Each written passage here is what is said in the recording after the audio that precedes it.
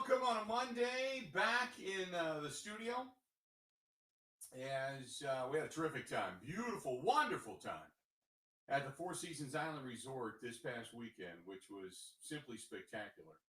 And I'll talk a little bit more about that coming up. However, boy, we've got a lot to talk about. The Bucks end their season on somewhat of a down note. They fall to the Chicago Bulls. They end up with 46 wins on the season. So I know many of you, you're kind of like, you know what? Once they get to the Eastern Conference Finals, wake me up. Then there's many of you Bucks fans or basketball fans in general who look at this season and say, okay, what was it a good season, a mediocre season, or a down season? You know? So you can look at 46 wins and say, well, in years past, it's been a little bit of a down season, but do you think they are a better team now going into the postseason? And then there's the Milwaukee Brewers. And even in the Northwoods, it was how do you say it? It was there was a lot of frustration. There was a lot of frustration as I'm watching on Saturday, early Saturday evening, they had a dinner show. And I'll talk more about that in a bit. It was from this production company, and they were fantastic. But as I'm sitting there at the table, and we ran into some really good people. There was a couple up there named Matt and Pam, and they were a lot of fun. And there was Andy, who I'd met at the bar, and Dan, and then there was another guy named Dave. And we had a really, really good time. It was a spectacular weekend. But the phones were kind of going up, and they're looking and going, oh, the Brewers are being no-hit after 4 innings, right? 5 innings, no-hit, 6 innings. And it's the level of anxiety and almost anger of how can you suck this bad? How can they stink? This team sucks. It's just the level of angst regarding the Brewers and their offense. I mean, they're wanting to fire everybody. It's not just Andy Haynes, the hitting coach. It's send this guy down, send that guy down. This guy stinks. Council stinks. Tinkers with the lineup too much. David Stearns doesn't know what he's doing anymore. He got lucky early on. He stinks now. Mark Antanasio needs to sell the team. I mean, it was anger. And I'm like, whoa. Just give me a minute here. They've made some deals that on paper look pretty good. You're not just tossing the baby out of the bathwater here. Just hang in there. And I'm not saying it's going to get a lot better. I'm just simply saying I'm not firing everybody because this team simply flat out can't hit. Yesterday, they had the onslaught. They get a 10-9 win. You kind of breathe a little easy. Don't breathe easy. Yesterday was an apparition. Yesterday was a day in which they can pad their stats a little bit. Beyond that, this team still sucks offensively. Now, if they start to follow it up with another 5-run output, 6-run output, 7-run output, and it gets consistent, and you start to see the total team batting average start to rise, the OPS begin to rise, the strikeouts begin to go down, the walks begin to go up. Suddenly, you're starting to see things that make more fundamental sense. Then we can back off. But for right now, yesterday doesn't mean anything. It doesn't mean anything if you don't back it up the day after and the day after that and the day after that. Now, the good news is that there's still, only a few games back in the standings. Think about that. They're still only a few games back in the standings. I mean, for as bad as they've been, bad offensively, they're only a few games back. Not a bad way to go. You take it, and you just kind of move on. You just think, thank God. Thank God St. Louis is not lighting the world on fire, even though St. Louis has won 3 in a row. Cincinnati's back all of a sudden, a half game behind the Brewers. It looks like the National League Central, which was thought to be one of the more dominating divisions in baseball, is really just a toiling away in anonymity, because right now the Brewers are even a game and a half back in a wild card stand. Because San Francisco, San Diego, and the Dodgers would all be in from the West. St. Louis would be in from the Central, and the Mets would be in from the East. That's it. Brewers trailing right now. So 21-20, a game over 500, and they're kind of hanging in there. They're just hanging in there. Back at it again tomorrow. They're on the road taking on Kansas City. You've got Cincinnati. They're at home tonight against San Francisco. The Cubs today are battling the Washington Nationals at Wrigley. And then tomorrow you got Pittsburgh and St. Louis. They get underway. So that's in that way the National League Central shapes up. But don't back off by any stretch of the imagination. In any shape or form. None at all.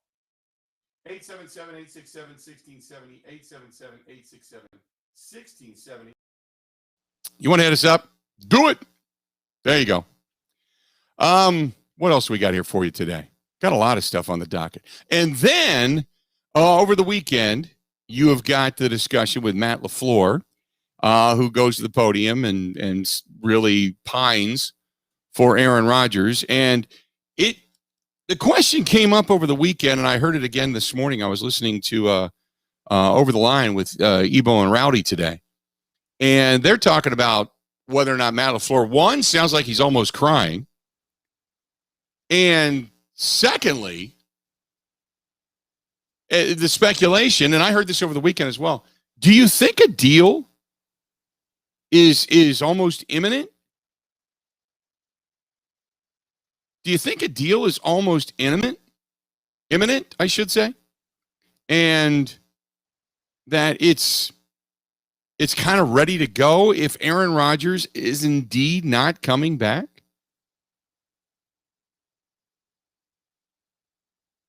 Do you think that? Does it sound like there's maybe a deal there, and he's just kind of praying to God that they can get this thing back? We're going to hear from Matt LaFleur coming up in the next segment. Some of his thoughts over the weekend about not only the guys that he had in the rookie minicamp, but about his thoughts on Aaron Rodgers, which I know they don't want to talk about, but did it sound like, well, we're going to do everything we can, but, oh boy, it didn't sound good.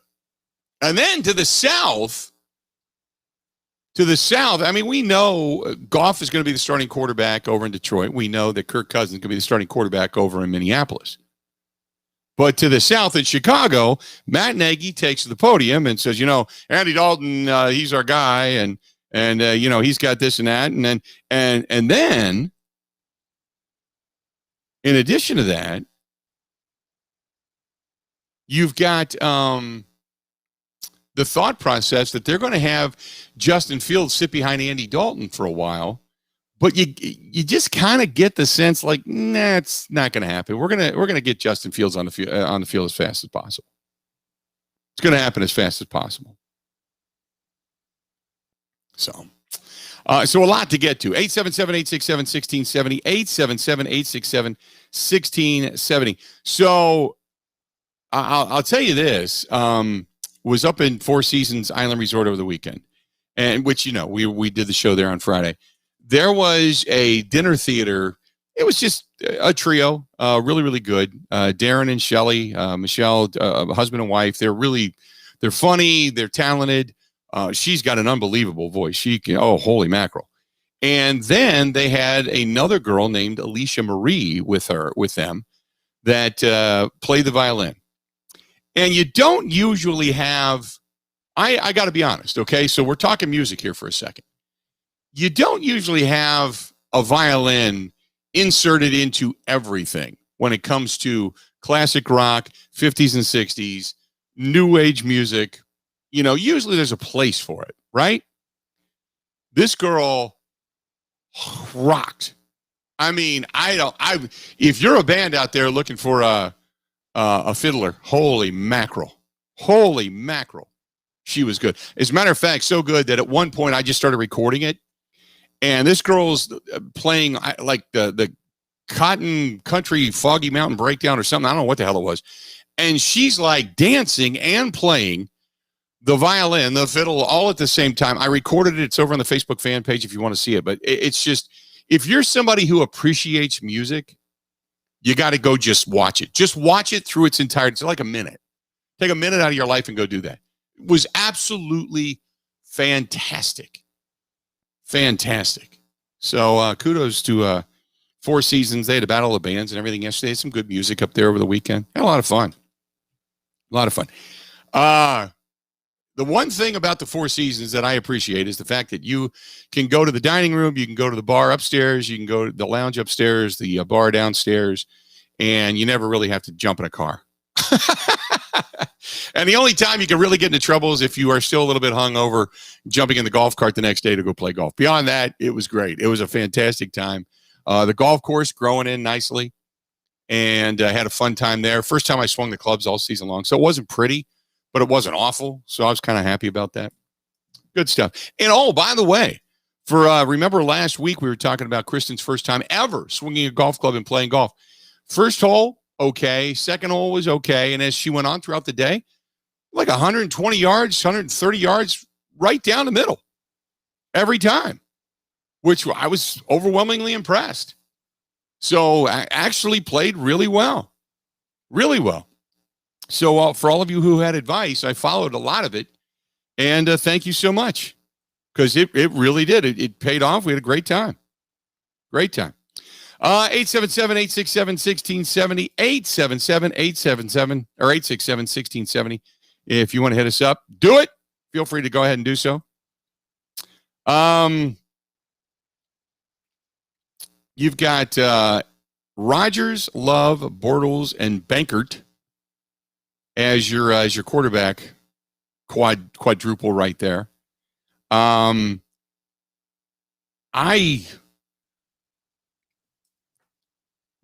it sound to you like the Green Bay Packers are preparing to move on? Or are you holding out hope? Or do you think maybe it's wishful thinking that Aaron Rodgers is still in Green Bay, and yet it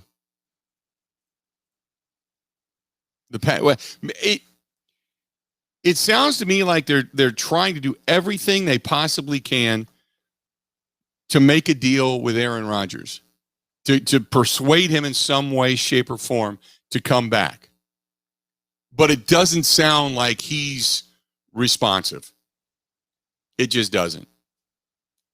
And over the weekend, again, as most good conversations, adults in a bar talking sports, as many good conversations go, I started talking about the Rodgers situation to people that came up and asked. And I finally said, do you want him back? And everybody who came up and said, oh, to hell with him. He's under contract. If he's not going to live out his contract, and, to hell with him. And that was kind of the overwhelming sentiment until the question comes up, do you want him back? And they all said the same thing. He gives us our best shot to win.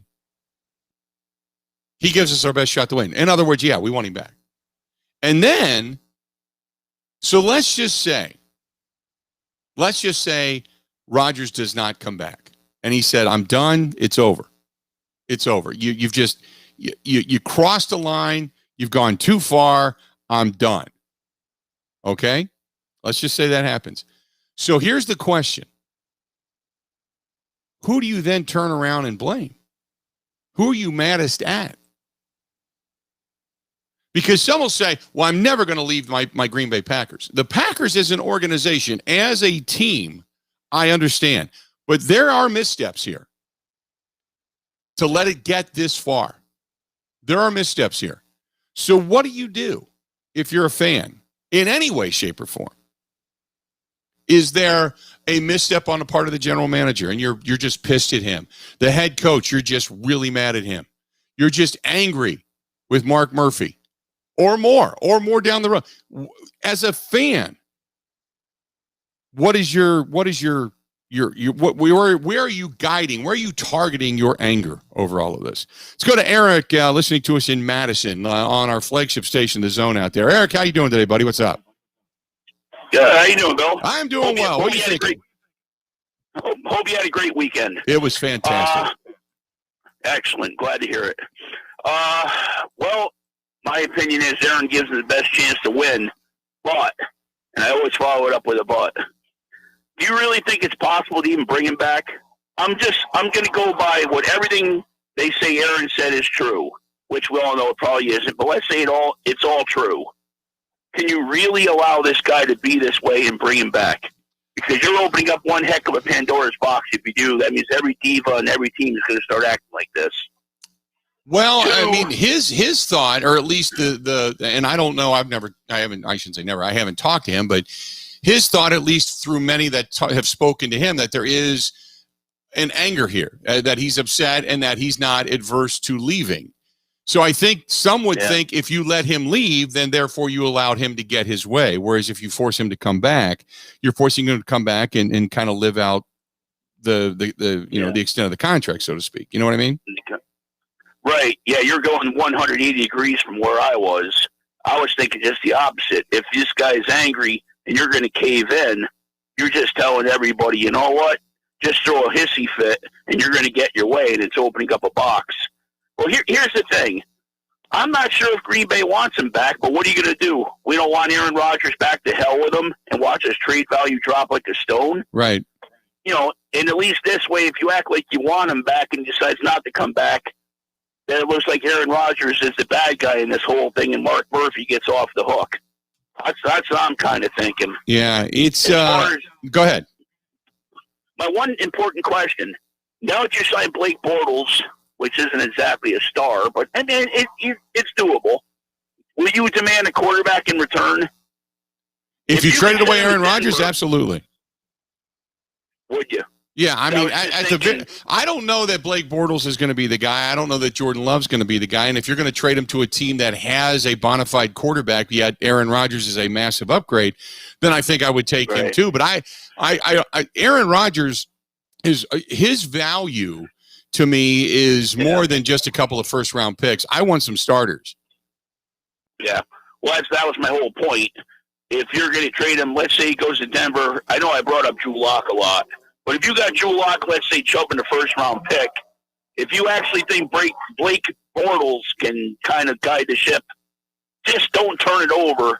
Can you get a couple of maybe a starting corner, an outside linebacker, and then maybe a first-round pick and a little help, maybe a backup wide receiver of some sort? Mm-hmm. Couple first-round picks. Would you be better off going that way? I would want as many starters as they're going to give me until they can't give me anymore, and then I'll take first round picks after that. Because what I don't want first round picks, because if you could end up with 7 first round picks and you end up with 7 Tony Mandriches, your team is worse off. True. I would rather have give me a really good linebacker, give me a good defensive back, give me a wide receiver or 2, or give me a really, really good tight end who's going to fortify behind Tanyan and Mercedes Lewis or something to that effect, and then give me a couple of first round picks in the next couple of years. I'll take that. But I want somebody who's bona fide here, right now. Yeah, that's a good point too. But I'm also thinking, remember the Herschel Walker deal? Right. That's how Dallas won a Super Bowl. I mean, agree. They just landed the farm for Herschel Walker, and they got Michael Irvin and all sorts of Pro Bowlers, and away we went. Mm-hmm. But, that's kind of what I was thinking. If Aaron Rodgers is going, if you think Blake Bortles can be an average, a little above average quarterback, when you go for like a defense lineman, outside linebacker, maybe a wide receiver corner, you're right. I would stock up defensively, because at least then the defense, the better the defense is, the less pressure there is on the offense to be perfect. Yeah, exactly. If we can somehow get a top 10 defense, a good running game, one of the better offensive lines in the NFL, with Eddie Luck and Amari Rodgers will turn out to be a pretty decent wide receiver to help out Devontae Adams. Then Green Bay's quarterback, no matter who it is, their only job is to control the clock and not turn it over. Right. Yep. It'd be kind of completely agree. Might be boring football, but at least we'll win. That's the way you look at look at the Tampa Bay Buccaneers years ago. You look at the way that Joe Flacco led the Baltimore Ravens. You talk about some of those quarterbacks that had great defenses. I mean, you can go back to Jim McMahon winning behind that Bears defense. That's the way those teams with lackluster quarterbacks won championships. Eric, appreciate the phone call. We're going to go ahead and take a quick break. Stay tuned. We got more of the Bill Michaels Show. It's coming up next. Ready? This is the Bill Michaels Show on the Wisconsin Sports Zone Radio Network.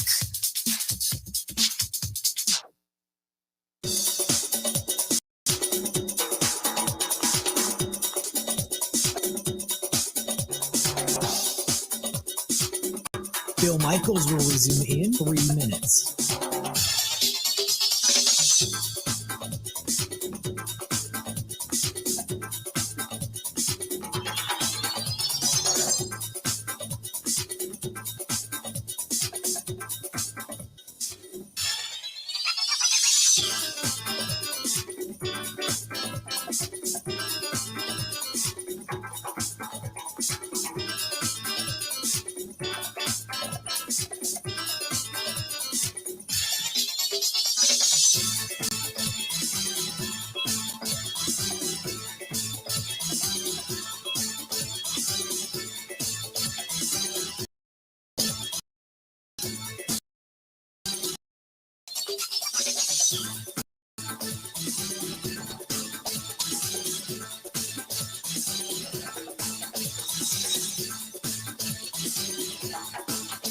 Bill Michaels will resume in 2 minutes.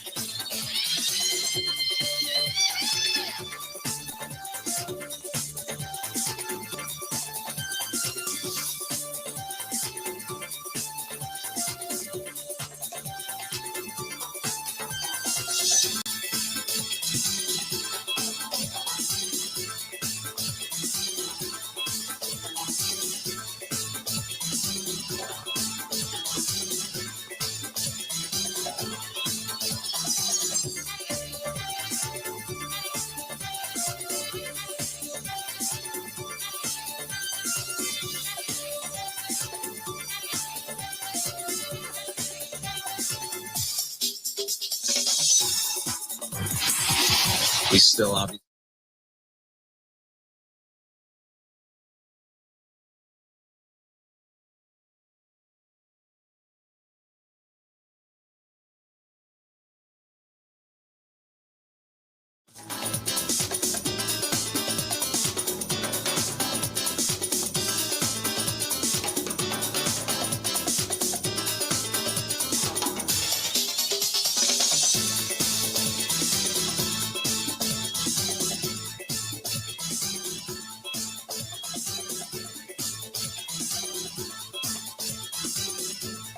Bill Michaels will resume in 30 seconds.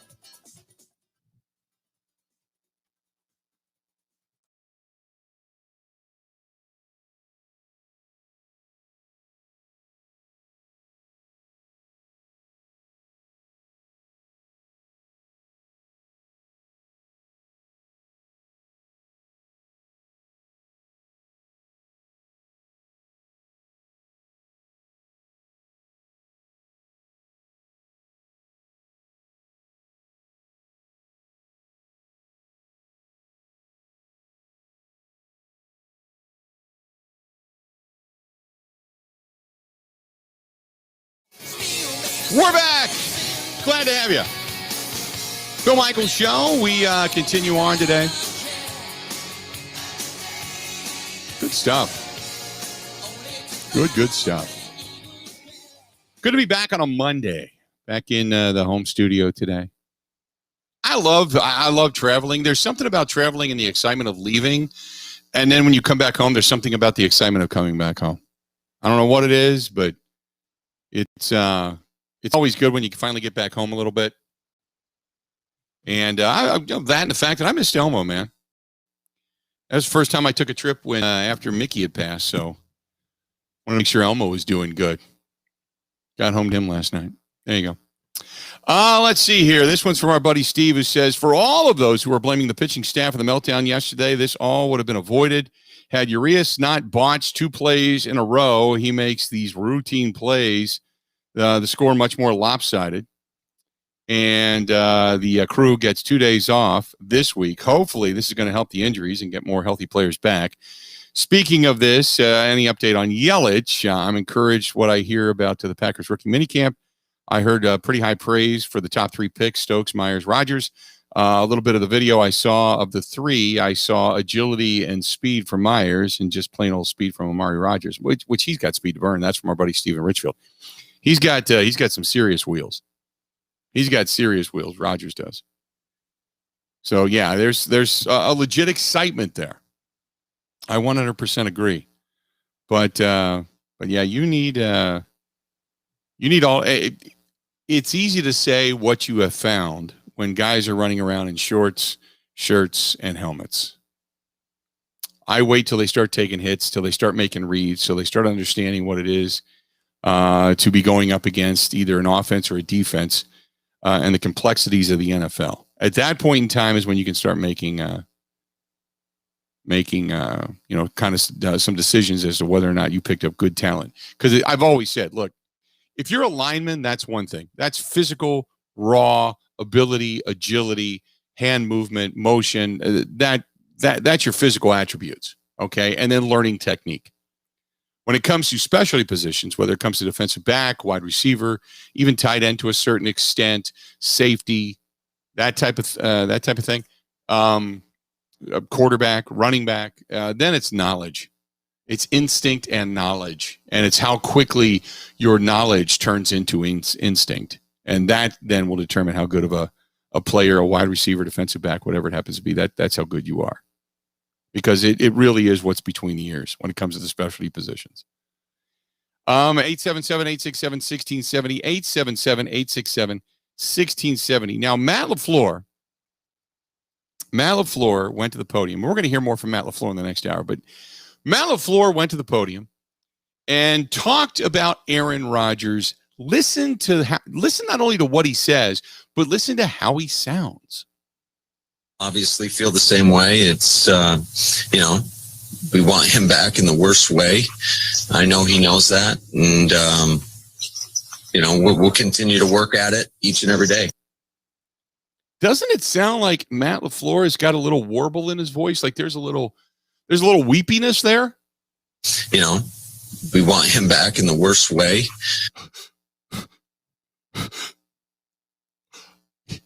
My win-loss record's attached to him, and it is. He's got a little warble to him.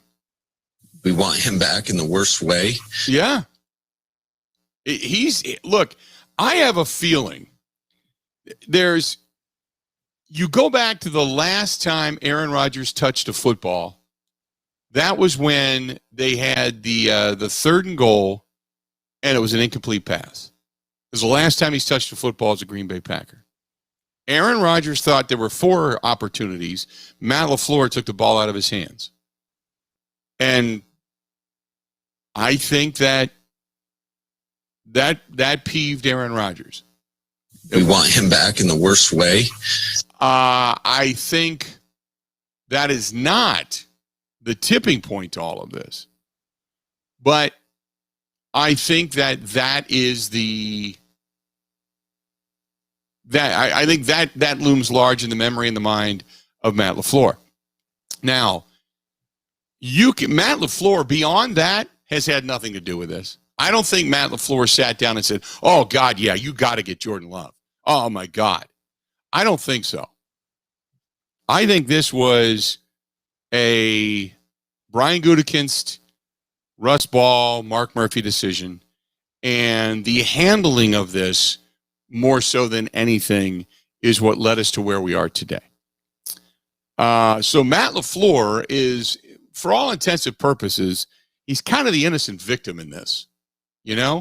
He's the victim of the circumstance and he got the job because of it, between Aaron Rodgers and Mike McCarthy. So then he is brought in, and we get the infamous, notes to Aaron Rodgers from Mark Murphy, don't be the problem. And then Aaron comes out in back-to-back years, takes the team to an NFC Championship game with Matt LaFleur, and all seems to be pointing directly upward. But in a season in which they do go to an NFC Championship game, when really in reality they had no business in being there, they draft a quarterback. And that lights the fuse. And then at the end of this season, Aaron Rodgers just wanted to say, you know what? I just gave you an MVP season. I just proved to you, look, I'm not done. You brought in Jordan Love because you thought, yeah, this guy looks a little bit old, like Father Time's starting to catch him. And I just went out and showed you, no, he's not. He's not even near my ankles right now. He's not grabbing me. I ain't going down. No. Just give me the security I'm looking for. I don't want to be looking over my shoulder. I don't want the questions being pressed about, well, you've only got a year or 2 left, and then your salary is more acceptable if they want to get rid of you. He just wants to end all the questions and get it over with and get Jordan Love and that albatross off of his back. He wants to completely get it in the rearview mirror and get it away from him. And the organization went, boy, that's a great idea. No. And then he went, okay, then to hell with you. And in the meantime, Matt LaFleur's going, wait, what do you mean? What do you mean? Wait, what? I don't have a quarterback. Wait, really? You're going to get rid of the MVP? You're going to PO him? And then that's where you find us today. Let's go to Tom, listening to us in Stillwater. Tom, how you doing today, man? What's going on? Doing pretty good, Bill. I got 3 quick things for you. Go for it. Number one, Yeah, the Denver Broncos, as a potential trade partner. I mean, does Teddy Bridgewater? I'm a fan of the game, but I'm not a fantasy guy. And Teddy seemed to do a couple of years ago really good in New Orleans in relief.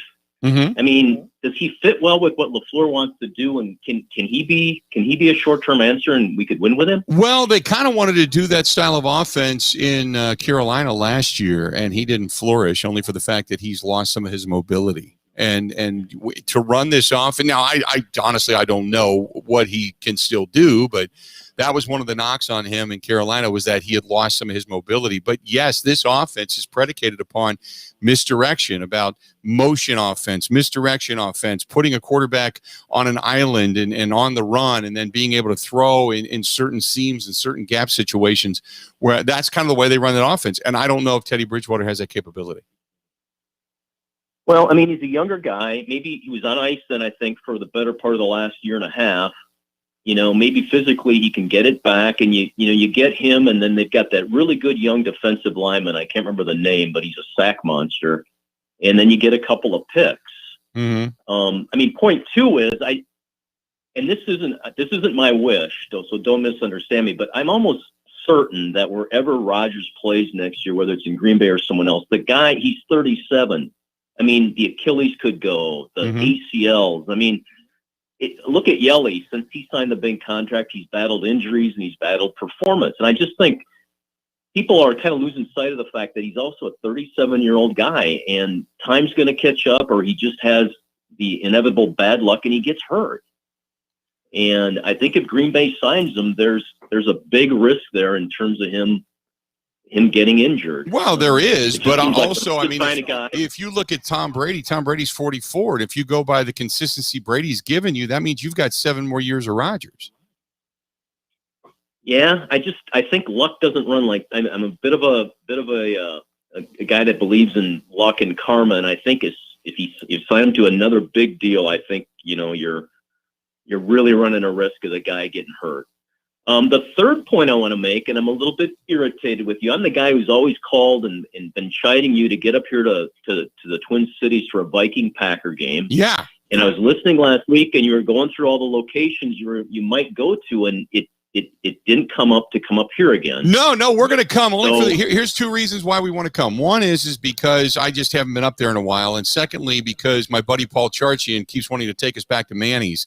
So we got to get up there and do our weekend up there and hang out at Manny's and spend some time in the Twin Cities. So yes, we're going to be coming this year. Okay. Well, I'm in Stillwater, which is on the east side of the cities, and we've got some great venues, some great restaurants, some great bars. Maybe I'll private message you and share some of that stuff. And if you bring your girl, I feel I can promise you'll be a hero.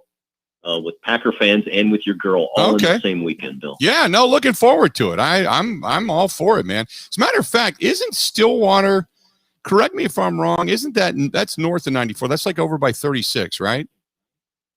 Yeah, it's just north of Interstate 94. You cross the bridge at Hudson, you come north about 10 miles, and you're in Stillwater. Okay, iconic river town with a downtown river, very, very touristy. Okay. Very similar to like Galena, Illinois, or if you go up to Door County, It's that kind of an atmosphere and a vibe, but really good restaurants. So I'll private message you on Facebook. Is that my best? Yeah, that's the way to do it. Yeah, absolutely. That way I don't have to have a public I won't yell at you anymore in public. I'll do it in private. I won't do it in public.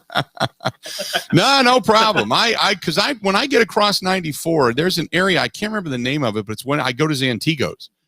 Because Zantigo's is the restaurant I grew up on as a kid. So I go there first, and then after that, I start kind of figuring out where I'm going to go after that. So we'll definitely get in. Okay, we'll definitely be over there this year. All right, we got a place in Stillwater called Lolitos that is not traditional Mexican. They call themselves Yucatan cuisine. It'll blow you away. Really good food. Okay, all right, man. Appreciate it. Yep, we'll talk soon. All right, buddy. Talk to you soon. There you go. 855 or 877-867-1670. When we cross over, we go just before we get into the town, into like St. Paul area. Woodbury, I think, is where it is.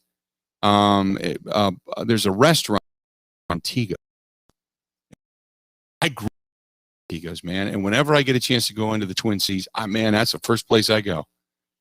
I zip right across the bridge on 94, and I think it's called Woodbury, and it's in like a strip mall area.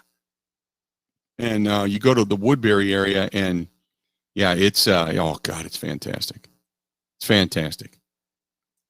Brings me back to when I was a kid. Heck yes. Let's do this. We'll step away. We'll take it. We're woefully late for a break. Step away, take a quick break. Got a lot more of the Bill Michaels Show, and it's coming up right after this. We want him back in the worst way. This is the Bill Michaels Show on the Wisconsin Sports Zone Radio Network.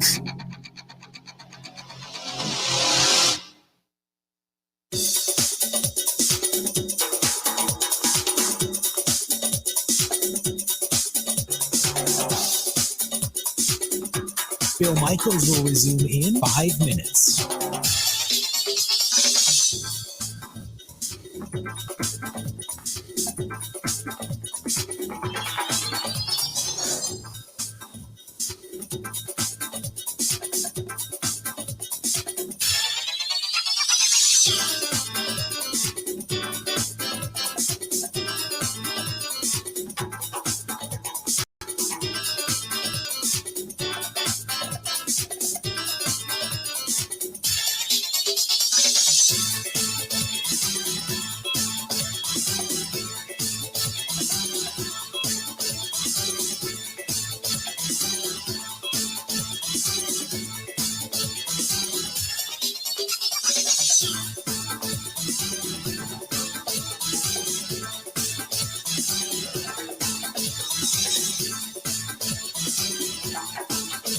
Bill Michaels will resume in 4 minutes.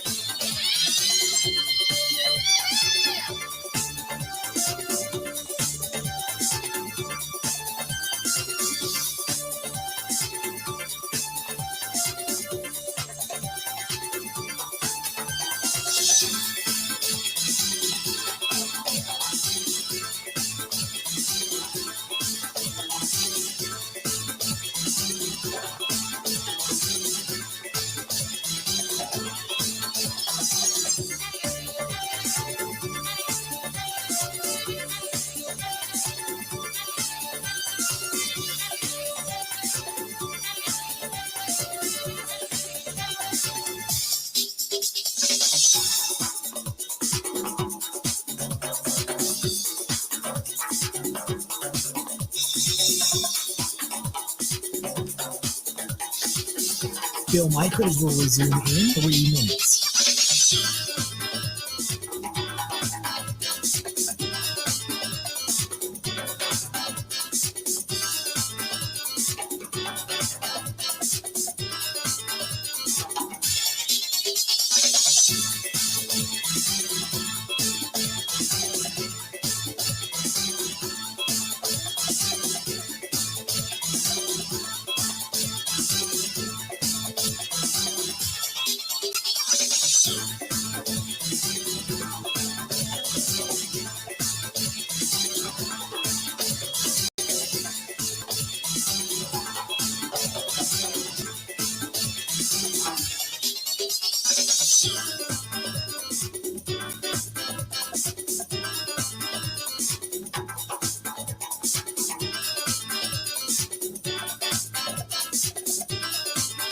Bill Michaels will resume in 2 minutes.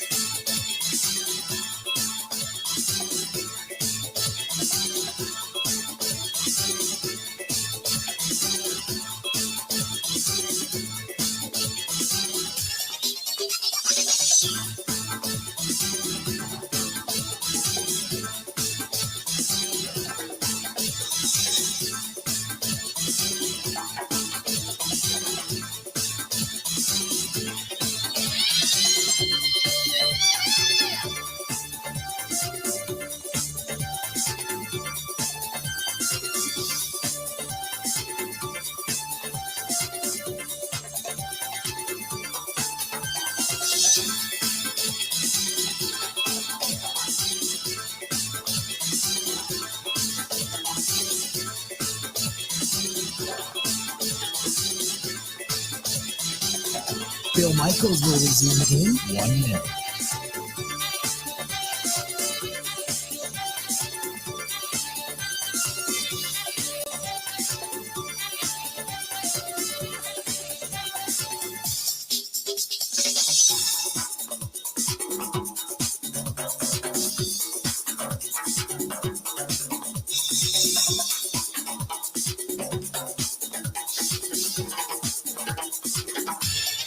Bill Michaels will resume in 30 seconds.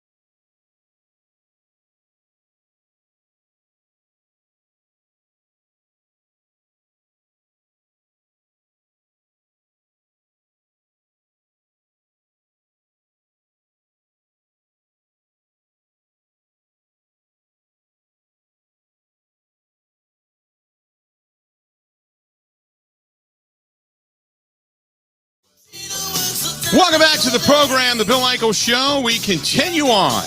Hey, a reminder. We got good stuff coming up. Good stuff coming up. We are going to be going to the IndyCar races, and we want you to come along with us. Come with us. IndyCar coming back to beautiful Road America, and this is our first big event. So we've got to make it an overwhelming success, right? And if we're going to do that, there's only one way to do that, and that's bring food, bring beverages, bring all kinds of good stuff, and then invite all our friends, basically you, to come with us and hang out with us, right?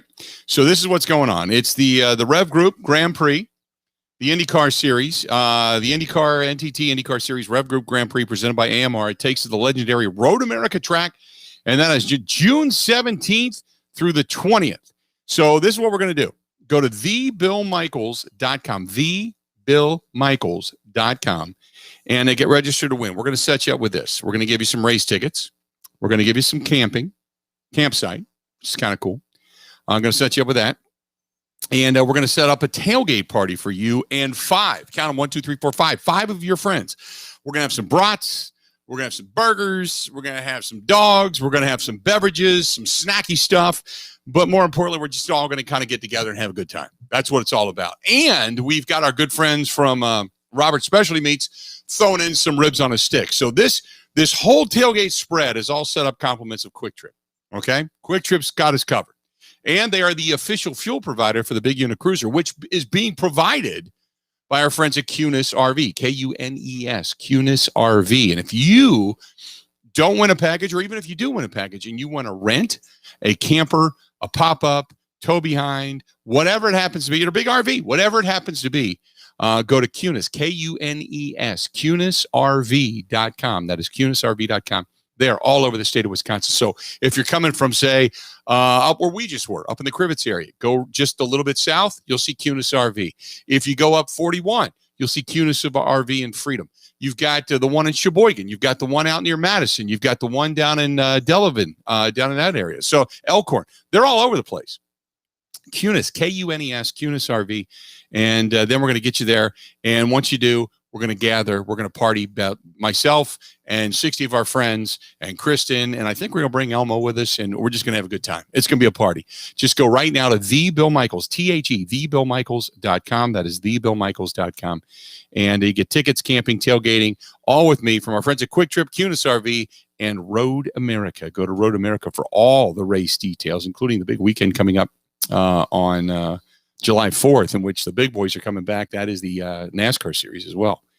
Mark says, I blame Aaron Rodgers. If he would just put his pride aside for 5 minutes and realize the Green Bay Packers give him the best chance to win another Super Bowl and extend his legacy, it would be much more common sense to come back to the Pack than it would be to go anywhere else. Stop allowing your petulance to get in the way. Janet says, I blame Brian Gutekunst. All you had to do was pick up the damn phone. They chose not to. Now he's mad at him. Why couldn't you see this coming? Everybody knows what type of a personality Aaron Rodgers is. He holds a grudge. Once you anger him, there is no going back. Thank you, Janet. Janet, by the way, listening to us in Wausau. That's our ESPN affiliate. This is from Ellie. Ellie says, "Oh my God, Zantigos, taking me back to my childhood. It's right across the river here from Eau Claire. We always try to get over, drive about 45 minutes to an hour to get there.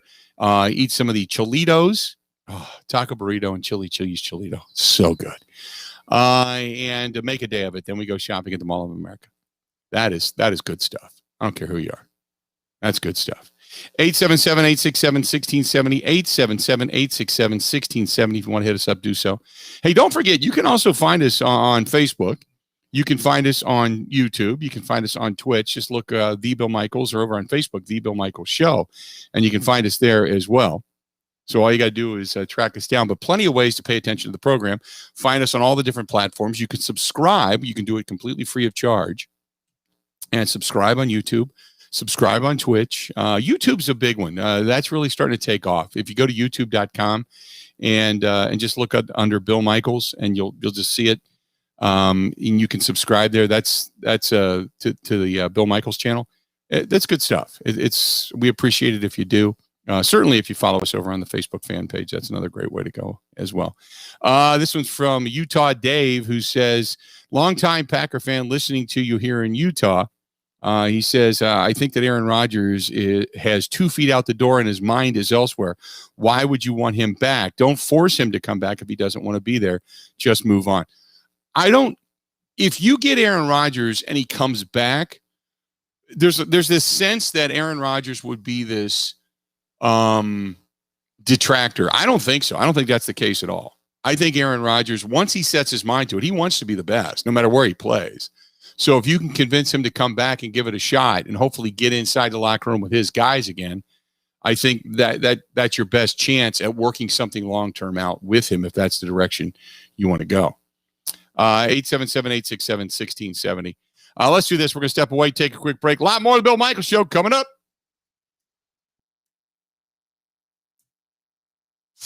Covering Wisconsin sports like a blanket. This is the Bill Michaels Show on the Wisconsin Sports Zone Radio Network.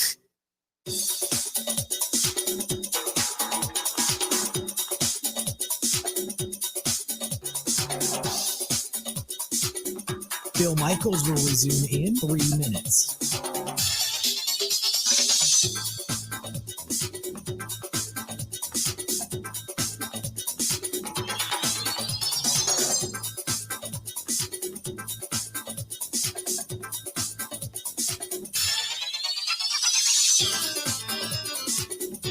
Perfect.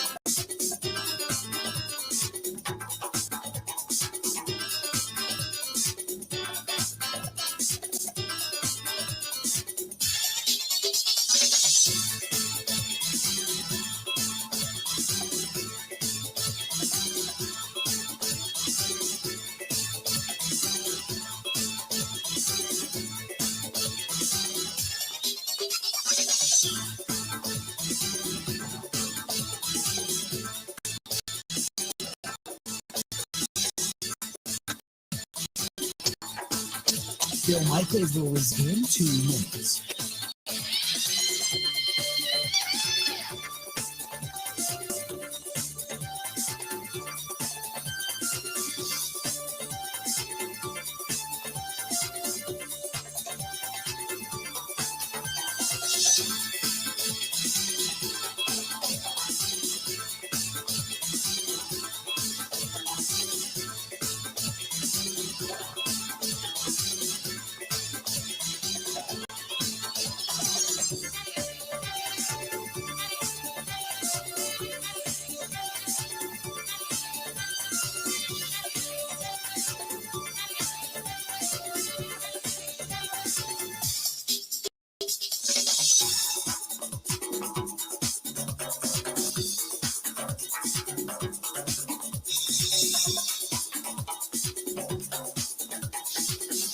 Bill Michaels will resume in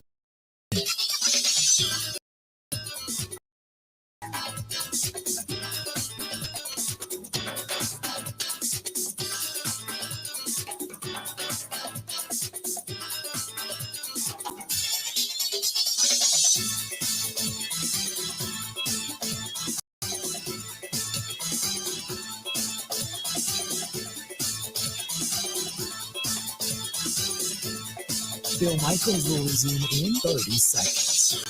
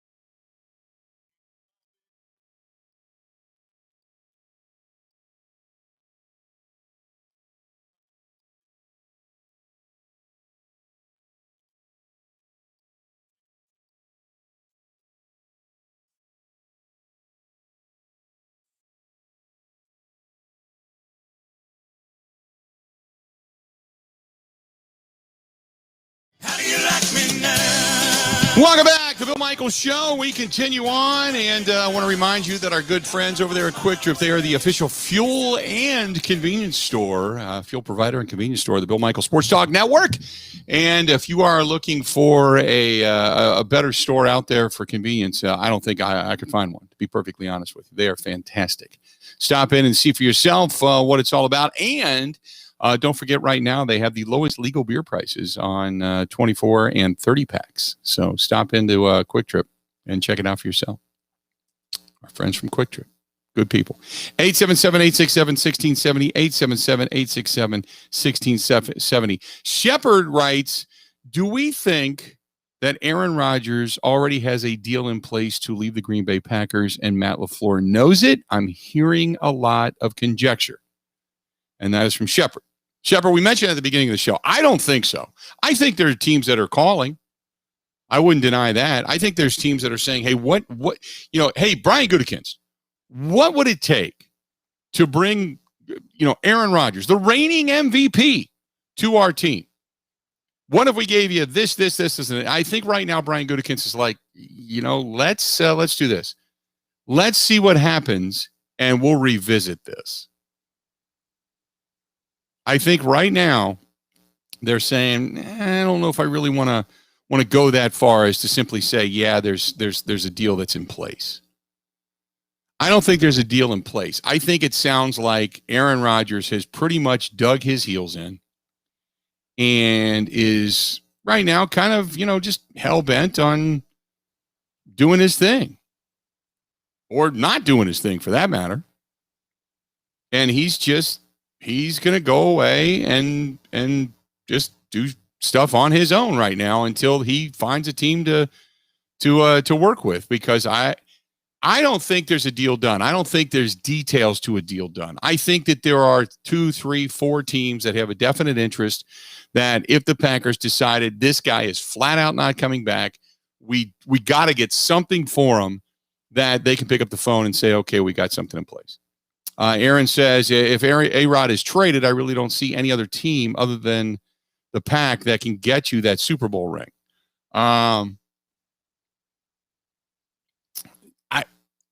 Not right away, no. I think Denver is a team that's on the come. They just need a quarterback to kind of bring it all together, but I think they're 2 years away. And if Aaron Rodgers, let's just say, you look at Aaron Rodgers at the age of 37, he'll be 38 in December, okay? Tom Brady's 44. Right? So if indeed you hold, and our caller earlier who had said, well, boy, you're really a high risk. Well, you're high risk with any quarterback. Given Patrick Mahomes that kind of a deal, what if he blows his knee out or blows his shoulder out? You're high risk in any kind of deal like that. You just are. So I don't put the injury factor in the equation when it comes to what I'm doing as far as the productivity for my quarterback. My quarterback has been the leader of my team. My quarterback has been the guy that over the last 2 years has taken the Matt LaFleur offense has worked with his head coach, as he called it, a pleasure, to be creative, innovative, to create ideas, certain circumstances and situations, and has excelled in so many areas. And you would assume that this offseason is different, obviously, but it could be an accentuation of the offense again if indeed Rodgers comes back, he's happy, they're amicable, and he works with his head coach in making that offense even better. So if he's traded, I don't think there's another team out there that needs a quarterback that is right now ready to fly, and they're going to offer up a bunch to get Aaron Rodgers, because remember, Aaron Rodgers, to me, it would be a travesty if you didn't get starters in return. It would be a travesty, but we'll see. But I think they probably have a short list of 3 or 4 teams. But in 2 years, Aaron Rodgers, at the age of 38, 39, could take a team to another championship. 877-867-1670. We have got 1 hour down. We got 3 more to go. When we come back, we are going to hear from Matt LaFleur himself. Stay tuned. More of the Bill Michaels Show is next.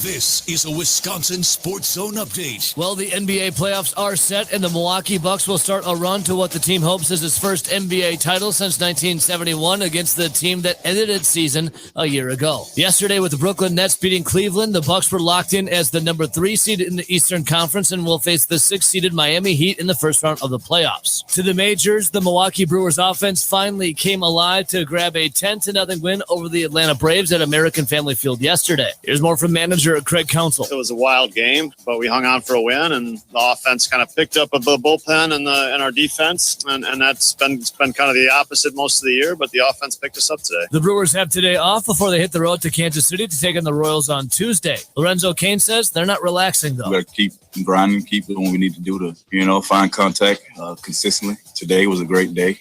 But we all know, that's just one game. So, as a whole, as a group, we got to continue to be consistent, find ways to just be on base, just give ourselves a chance day in and day out. So your current job isn't working out so well?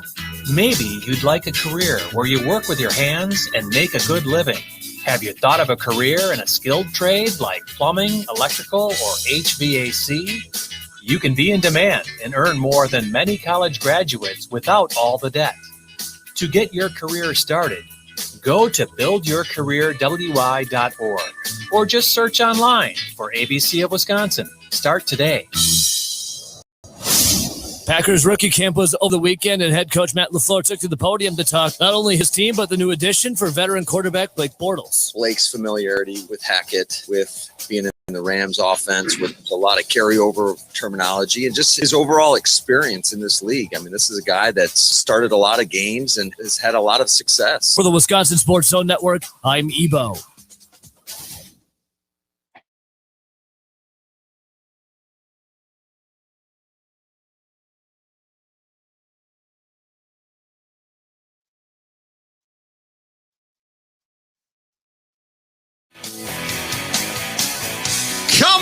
Come on. Glad to have you on a Monday.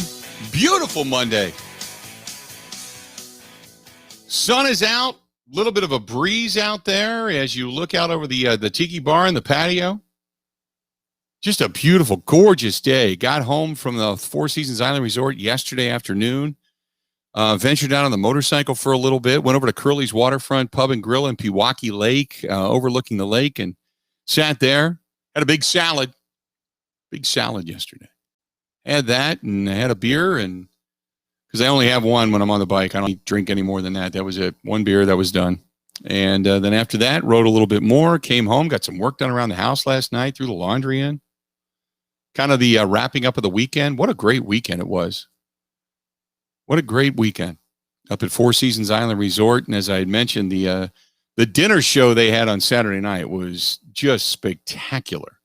And from what I understand, I think the Daddy D Productions is coming to the Riverside Theater relatively soon. I think they're going to the Riverside. So if you're down in the Fort Atkinson area, and you may want to check, but I think they're going to the Riverside. But they have got Alicia Michelle,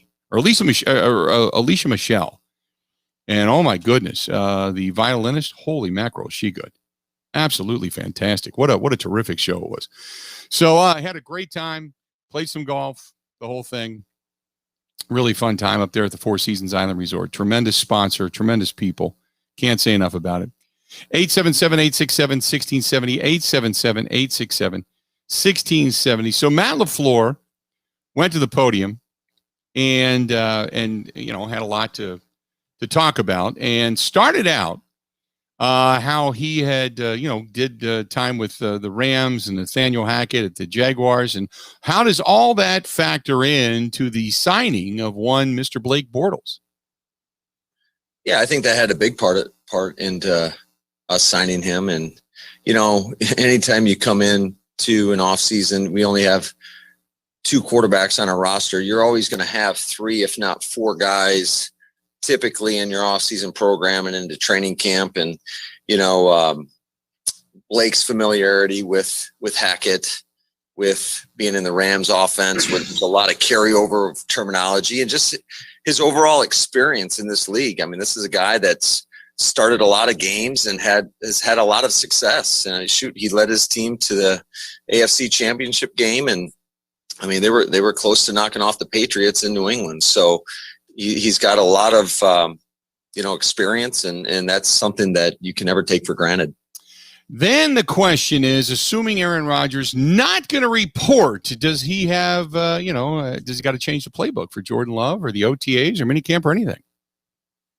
I'm not going to make any assumptions about anything at this point. We're just going to take it day to day. But I think every player on our roster is got to have the mentality that they're going to be the guy. If not, when you do get your opportunity, you will not be prepared for it. So that is always what we stress to every player on this football team. And football, unfortunately, there's some uncontrolled circumstances that can happen. And, you might be one play away from getting your opportunity. And in this league, you might only get one opportunity. So you better be prepared for that. So offensive coordinator Nathaniel Hackett, he has had some time with Blake Bortles. So what did he have to say about Bortles when it came to the possibility of bringing him into the Packers organization?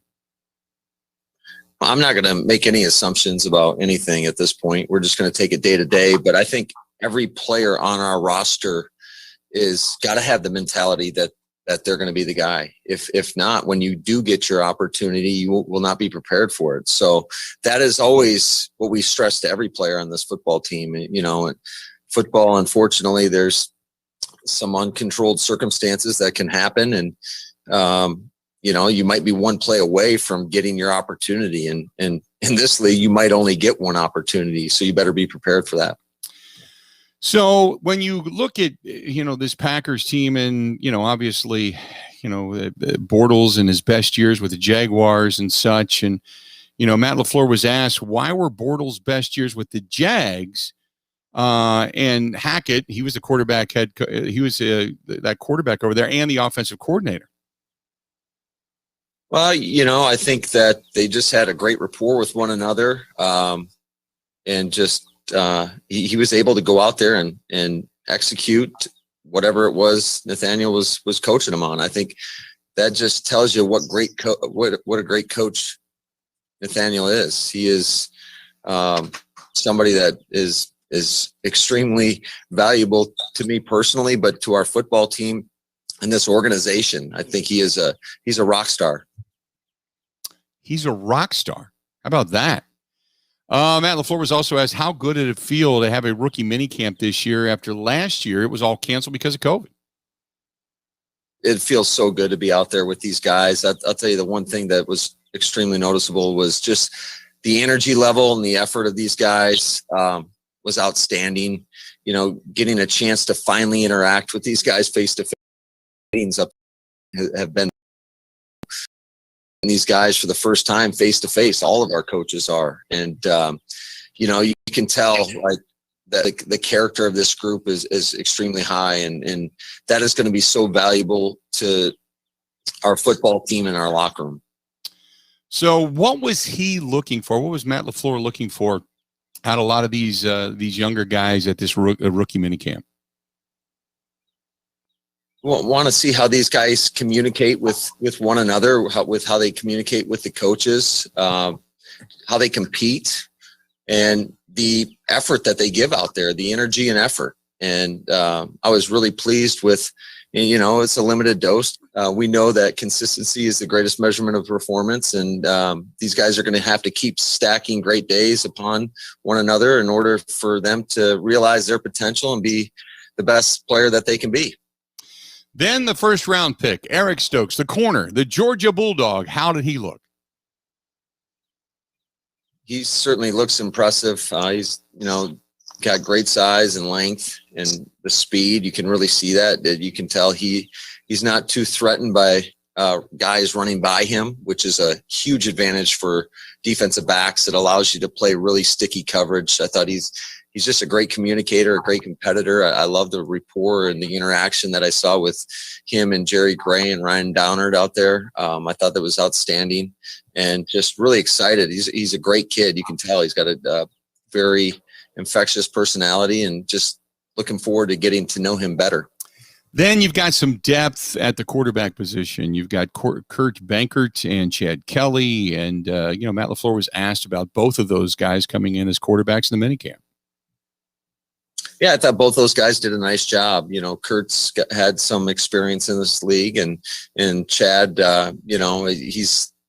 I'm sure you're all familiar with his past, but I think he's overcome that, and it was just great. He's a talented thrower. You can see it's very effortless and natural, and just again, it was limited action. We didn't have the numbers that you typically would have at a rookie minicamp in regards to all the tryout players, so that kind of limited some of our capabilities in terms of teamwork or 7-on-7, just having the limited bodies out there.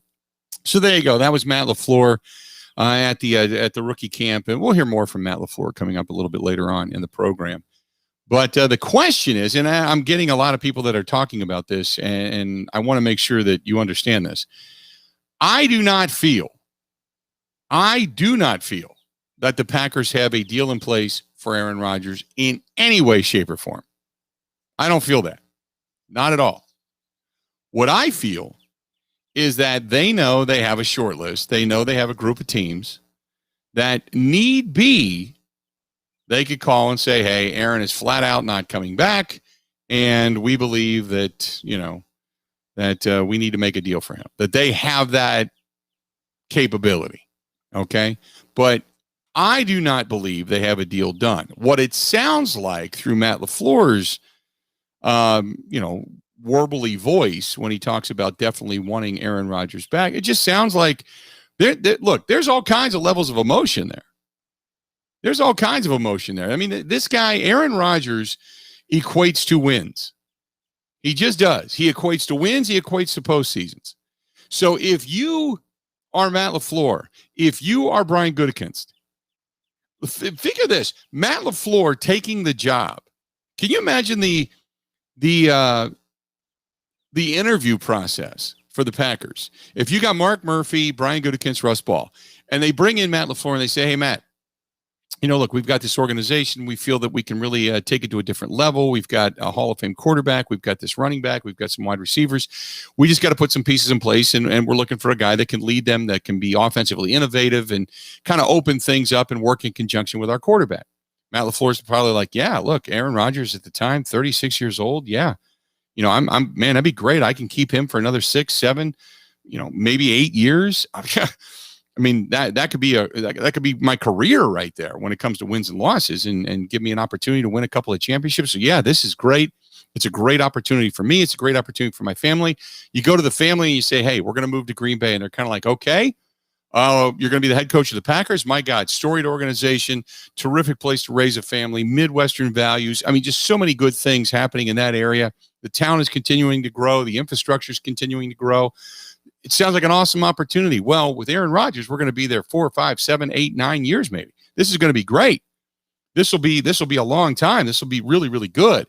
The launching point for my career. And now you're 2 years into this and you're going, wait a minute, what? my opportunity to win a championship in the here and the now is pretty much done, at least for the time being. If this guy doesn't come back, wait a minute. I didn't sign up for 2 years and then to be done. I signed up for 7, 8, 9 with Aaron Rodgers to then hand it off to the next guy and see what we can do once we got a really good team in place and everything's been established. Wait a minute, what? So I'm sure Matt LaFleur going to the podium and starting to think either philosophically, nostalgically, futuristically, he's probably sitting there going, whoa, man, I hope Aaron Rodgers comes back. We all want him to come back, and he knows. And if he felt confident Jordan Love was the man, he'd be like, well, it's up to Aaron. The ball is in Aaron's court. Aaron's got his thing to do. We got ours to do. We're going to continue to forge forward until we hear from Aaron, and he comes walking through those doors. We're going to just keep continuing on and getting ready for the season. And we know that Aaron Rodgers can walk through the door and pick up where he left off, and he's a great quarterback, blah, blah, blah. He's not doing any of that. He's like that, we really want him back. We really need him back. We want him to come back through that. He knows that. He knows that. He knows where they're at right now, right? He knows where his bread is buttered. 877-867-1670. Ronald says, I think discussions are going on between all parties, but if there is any trade happening, it won't happen until after June 1st. There are some rumors out there that Green Bay would ask for a quarterback as a part of the package. Depends on what kind of quarterback you're asking for. And the team that seems the most likely, or at least the most interested, or the most rumored to be, is the Denver Broncos. You're not going to, okay, let's eliminate right away the teams in the NFC. You're not going to send him off to an NFC team, or specifically an NFC team you're going to face. Okay, so let's eliminate that. So that puts them in the AFC. Well, Kansas City, no. Las Vegas, maybe. The Chargers, no. Tennessee, maybe. Jacksonville, they could use one. Indianapolis, no. Houston's got their own problems. You don't want to trade with Houston right now. Although if you want to send him off to oblivion, that's where you would send him. Steelers, no. Cleveland, no. Cincinnati, no. Baltimore, no. The Jets, you could send them to. New England, take them in a heartbeat. Depends on what you're going to get back, though. You're going to get steamrolled by Bill Belichick. Buffalo, no. Miami, no. Unless you get one of their quarterbacks in return. So that leaves most likely a team like the Denver Broncos. And Denver seems to be the most ready. They're talking about Drew Lock possibly, or Teddy Bridgewater possibly being involved in that deal. And others, So who are you going to bring in alongside? Do you take Jerry Jeudy? Do you look in that? Do you bring in Bradley Chubb? Do you bring him in? There's other guys in that organization that you could possibly go after. That you would say, I want some starters, I want a quarterback, and I want some draft choices. I think Denver be the most likely team to do that. And they're a team that overall is not excessively far away. 877-867-1670, 877-867-1670. That would be but again, I don't think that the Green Bay Packers have made a deal with anybody. I think they just know there's a couple of teams that they can call, and that's about the extent of it. 877-867-1670. More of the Bill Michaels Show coming up next. Covering Wisconsin sports like a blanket. This is the Bill Michaels Show on the Wisconsin Sports Zone Radio Network. Come on.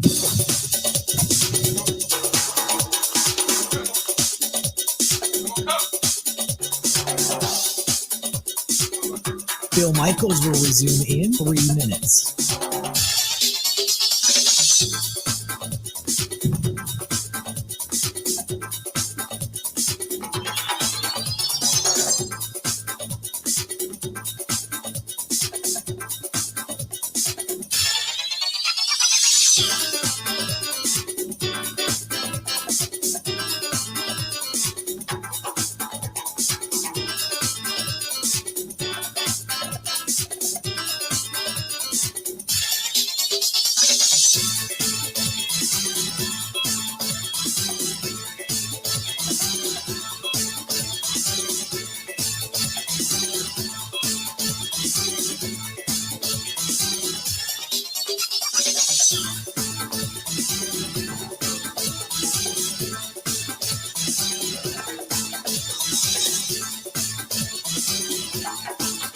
Bill Michaels will resume in 2 minutes.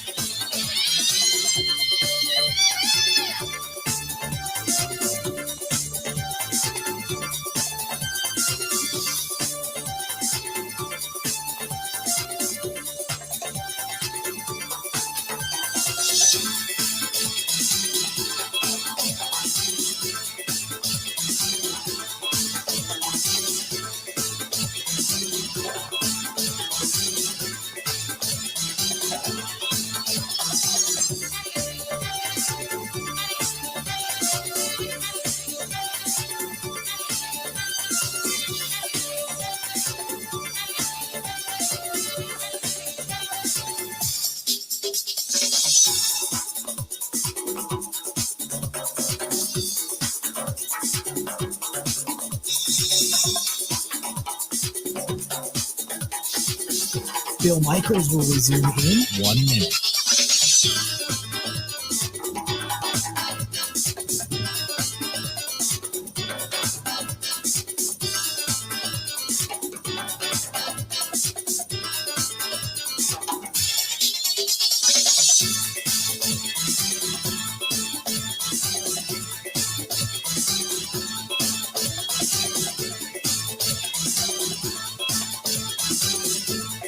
Bill Michaels will resume in 30 seconds.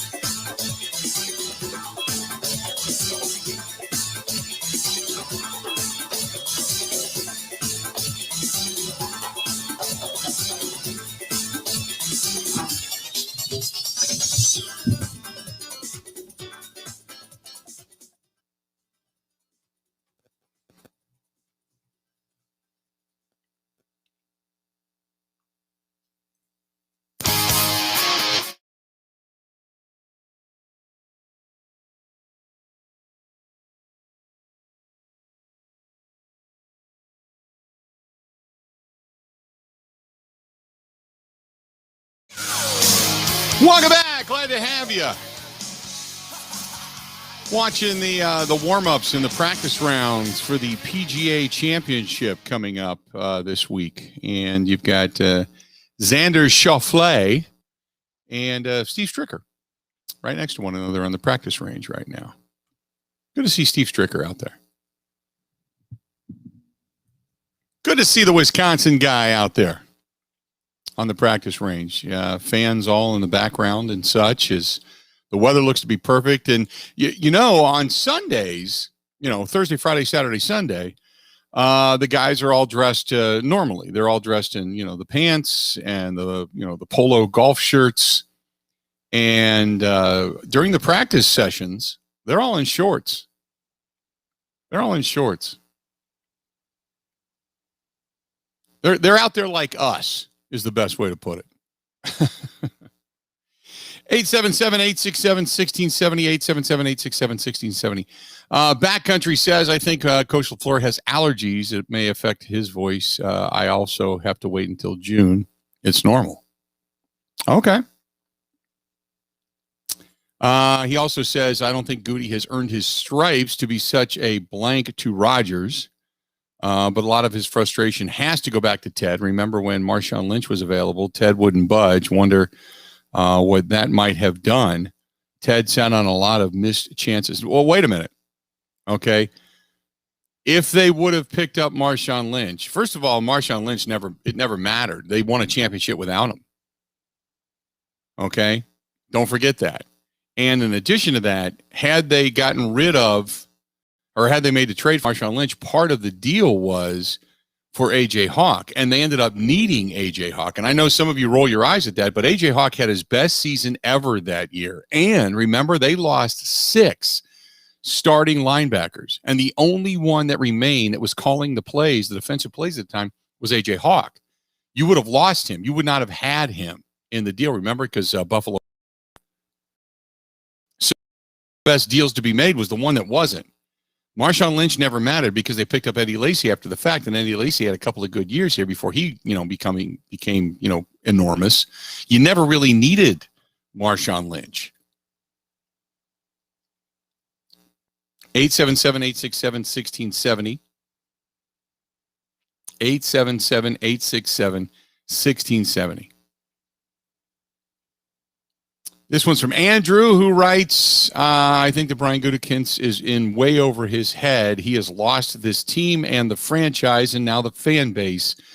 I say we turn on this team and say until Aaron Rodgers comes back, we need to hold our money in our pockets. That's from Andrew. I don't know if I'm going to take it to that extreme, Andrew. You know? I just don't. I'm not gonna go in that direction. By the way, the 2021 strength of schedule has come out, and the projections have come out, and they've changed. They have changed, which we knew this would happen. When every year when they predict, oh my God, they got the toughest schedule. Nah, it doesn't usually happen that way. Pittsburgh now has the opponent's win percentage at .574, which means Pittsburgh has the toughest strength of schedule, followed by Baltimore, then Chicago, then the Packers, then the Vikings, then the Bengals, then the Lions. And then it goes on down from there. So Pittsburgh, the toughest strength of schedule as predicted via the NFL. Baltimore Ravens, Chicago Bears, Green Bay Packers, Minnesota Vikings, Cincinnati Bengals, and on down from there. By the way, Tampa Bay, the Buccaneers, after winning a Super Bowl, the fourth easiest strength of schedule. Fourth easiest. Philadelphia, the easiest strength of schedule. Dallas, number 2 from the bottom, and then Atlanta, and then Tampa Bay and Miami. So there you have it. That just came out a little while ago. I always find it interesting. I always find it interesting when they start to kind of throw that out there. When it comes to strength of schedule. I just retweeted it, so if you follow me over on Twitter, you can find it. 877-867-1670, 877-867-1670. If you want to find us, go ahead and do so. Our buddy ESPN Steve, I forgot to mention you earlier, Steve, but he said, nice meeting you Friday at the Four Seasons. Food was delicious. Steve, great to meet you. Thanks for stopping by, and you're right, the food there was fantastic. In the dining room, I could not recommend any higher. The scallops downstairs, the pizzas were pretty good, but they got some kind of thing, this poutine. I don't know specifically all what's in it, but oh my God, it was good. It was just good. And then we had, what else did we have? We had the Southern fried chicken on Saturday night, which was outstanding. Outstanding. I can't remember what we did on Friday. Seems like so long ago. I know I drank, but beyond that, can't remember what we ate. I can't piece it together, but it was good. Not a complaint. Eric says if Rodgers goes, it's going to be at a time where no one sees it going and a team that no one sees coming. About Goody, no one likes to realize that Goody has done a great job drafting. Don't forget, Ted set this team back 4 years or so with bad drafting and a lack of free agent signings, which makes no sense since the free agent Ted signed were very good signings. The last 2 years was of Ted's regime were probably lackluster. I agree with. And you're right. When Ted signed a free agent, they usually worked out. So you would always have assumed that he would have signed more. And I've said this all along. Gutekunst, this is a mess. But overall, what Brian Gutekunst has done has been really good. Bringing the guys in that he has, it's been really good. It's been an impressive run. When you look at the draft since he's taken over. I mean, Jair Alexander, you can look at Marquez Valdes-Scantling and Equanimeous St. Brown. Both of those guys have come into their own. Now, Josh Jackson, Oren Burks, Jamon Moore, Cole Madison in that first draft in 2018. James Looney, Hunter Bradley, Kendall Donnerson, I think, is in that draft. I think J.K. Scott was in that draft, too. That draft overall, not great, but the fact that you ended up with 3-4 still starting pieces on your team, not a bad way to go. But then Rashawn Gary, Darnell Savage Jr., Elkin Jenkins, top three, all those guys contribute. They've all really morphed into solid players, really solid players. What you have to hope for is that third-round draft choice, Jay Sternberger, that he ends up panning out. Ty Summers, really solid special teamer, a downfield tackler and hitter. But Jay Sternberger has got to emerge this year for, as far as his tight end capability. But Rashawn Gary, Darnell Savage Jr., and Elkin Jenkins really, really good. Then last year, obviously, Jordan Love, and we didn't even see him play. Then there's A.J. Dillon, who we all believe is going to be solid. Josiah DeGuara is another piece that's going to come back this year, so you're looking for his versatility. But then Kamal Martin really morphed into a good linebacker by the end of the year. John Runyon played really, really well. So, if Jordan Love turns out to be the guy, then you end up with Jordan Love, A.J. Dillon, Josiah DeGuara, Kamal Martin, and John Runyon. That's 5 players in that draft that are contributors. That's more than you can usually ask for. So he's done a good job drafting. And if Stokes, Myers, and Amari Rodgers all turn out, and even Slayton, to Daryl Slayton, turns out to be solid, then you've got another good draft. You're really fortified as a team. Now it's just a matter of filling in additional pieces when it comes to free agency.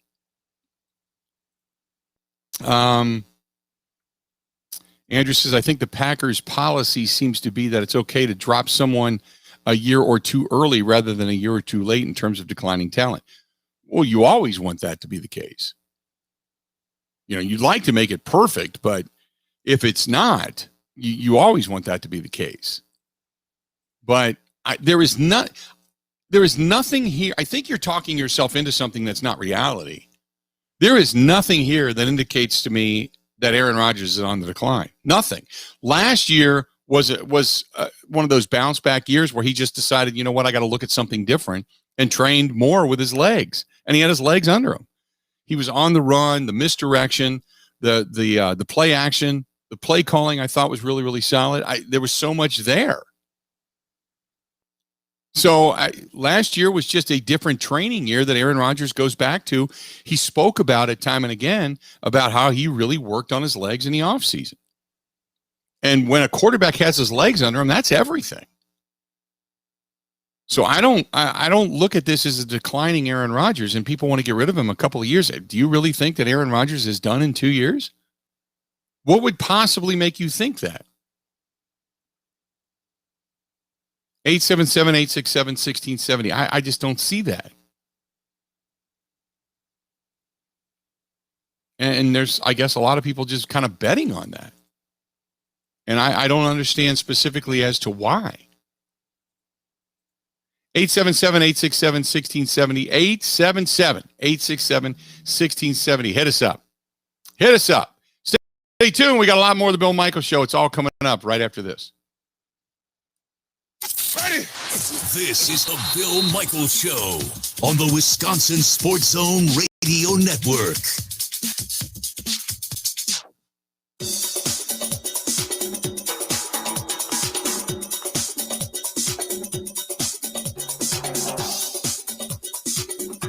Bill Michaels will resume in 5 minutes.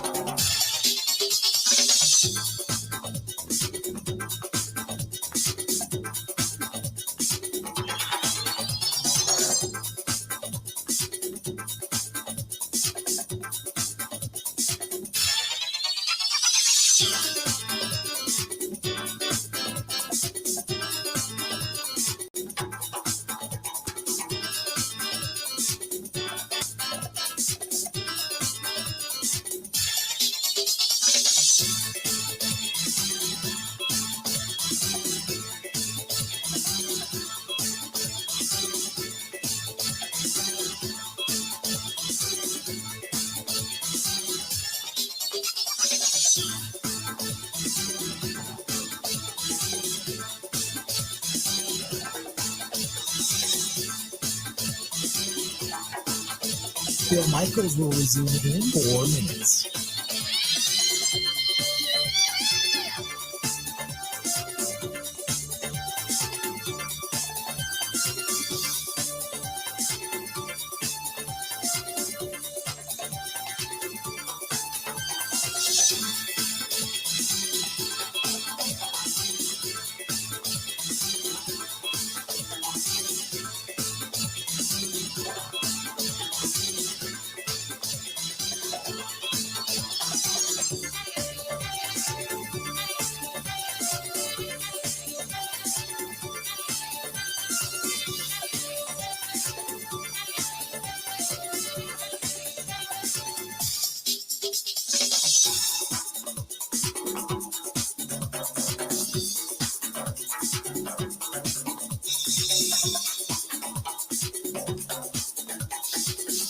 Bill Michaels will resume in 3 minutes.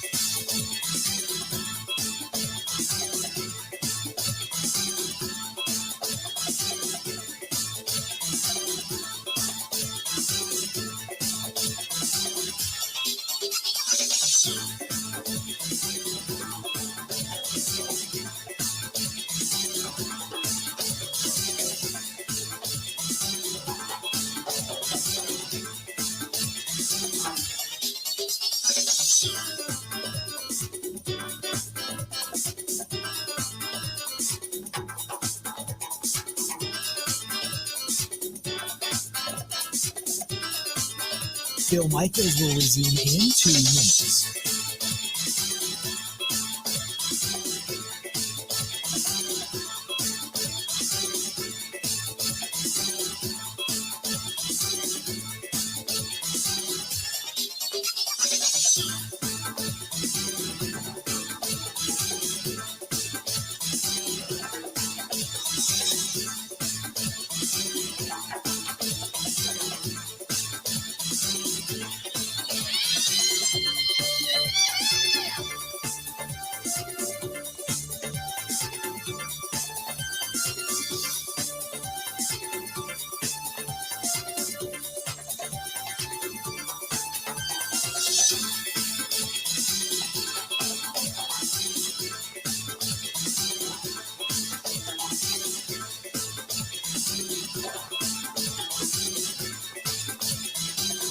Bill Michaels will resume in 1 minute.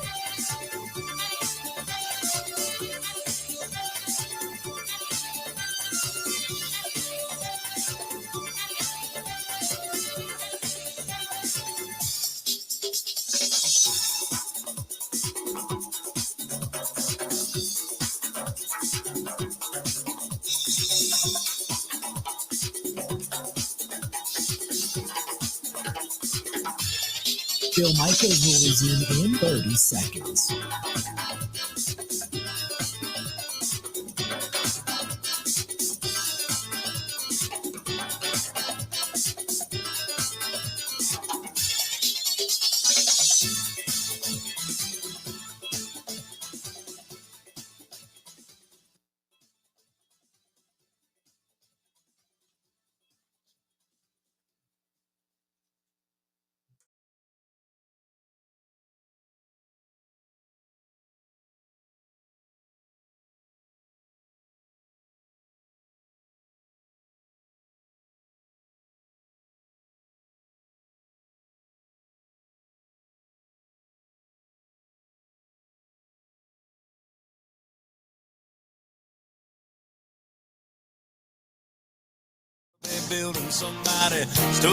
Welcome back. Hey, don't forget our friends right now at Pella Windows and Doors of Wisconsin. They have 6 years, no interest financing at Pella Windows and Doors. And why is 6 years a big deal? We talk about this all the time, all throughout this month, as a matter of fact, through the end of the month. You can get 6 years, no interest, and it lets you upgrade the bad windows and doors and such, whether it's a tough to open door, a tough to open window, a leaky, squeaky door, same thing with the windows. And you can get it done right now. Plus, they are rated #1 in America for highest value, highest quality, and increasing your home's value upon a 2000 survey. Installation from Pella Windows and Doors of Wisconsin means peace of mind. And you've got the limited lifetime warranty and 10-year installation warranty. So even after you're done paying these windows off for the next 4 years after that, they're still going to be under warranty. That's awesome. So beat the summer heat. Stay cozy in the winter. Energy-efficient windows and doors of Pella, Wisconsin. And you can order right now through the end of the month, through May 31st. And you get 6 years, no interest financing. You can set up your free, by the way. It doesn't cost you anything to find out about this. Free consultation today. Go to Pella, P-E-L-L-A, PellaWI.com. That is PellaWI.com. Again, PellaWI.com. Or go to 855-PELLA-WI. That's PellaWI.com /radio. PellaWI.com/radio, or call them 855-PELLA, WI, 855 PELLA, 855 PELLA WI, 855 PELLA WI. Good stuff. If you want to get a hold of us, find us on Twitter, Facebook, YouTube, Twitch, all that kind of good stuff, and you can track us down. The discussion kind of ongoing right now is about the Green Bay Packers, Aaron Rodgers, obviously. The Milwaukee Brewers, they broke out of it yesterday. They've got a couple of off days this week. No game today as they sit back, relax, and regroup. It kind of sucks they got an off day because just when the bats start to wake up, then you've got some time to think about it. And, I hope they stay hot. But the likelihood of that, let's be honest, I mean, this team has just been so offensively bad. They've just been so bad. They did get it on yesterday, a 10-9 win, and it was good that Freddie Peralta got the win in that contest. Good to see him get it done. Freddie Peralta going 6 innings, giving up 2 hits, no runs. But after that, Feyereisen got bombed, Suter got bombed, Williams came in and gave up a run, Hader gave up a run. So it was tight. Hader still gets the save, but it wasn't the way you kind of wanted things to go down. And the Braves, that's a team that can hit the baseball. But at least the Brewers yesterday, Colton Wong continues to at least be solid at the top of that lineup. 3 for 5 yesterday, 3 RBIs, or 3 runs scored yesterday. Narvaez 3 for 4, and his average remains up around 350. Good to see Lorenzo Cain, by the way, get back off the schneid. 3 for 4 yesterday. Travis Shaw 1 for 3 yesterday. Garcia 1 for 4 yesterday. Vogelback with a base knock yesterday. So a lot of base knocks towards the top of that lineup. 12 hits overall, which is great. You just need consistency now, more so than anything. You just need more consistency. After the Braves beat the Brewers, they doubled them up in the game 1, 6-3. They beat them 5-1 on Saturday, and the Brewers get a chance to come back and pound out some runs yesterday. But still, the bats pretty woeful over in the month of May. They just have been. So hopefully that was the beginning yesterday to something that is going to turn out to be spectacular. We'll just have to wait and see. 877-867-1670, 877-867-1670. Dennis has your opinion on Van Lanen. Cole Van Lanen, I really like.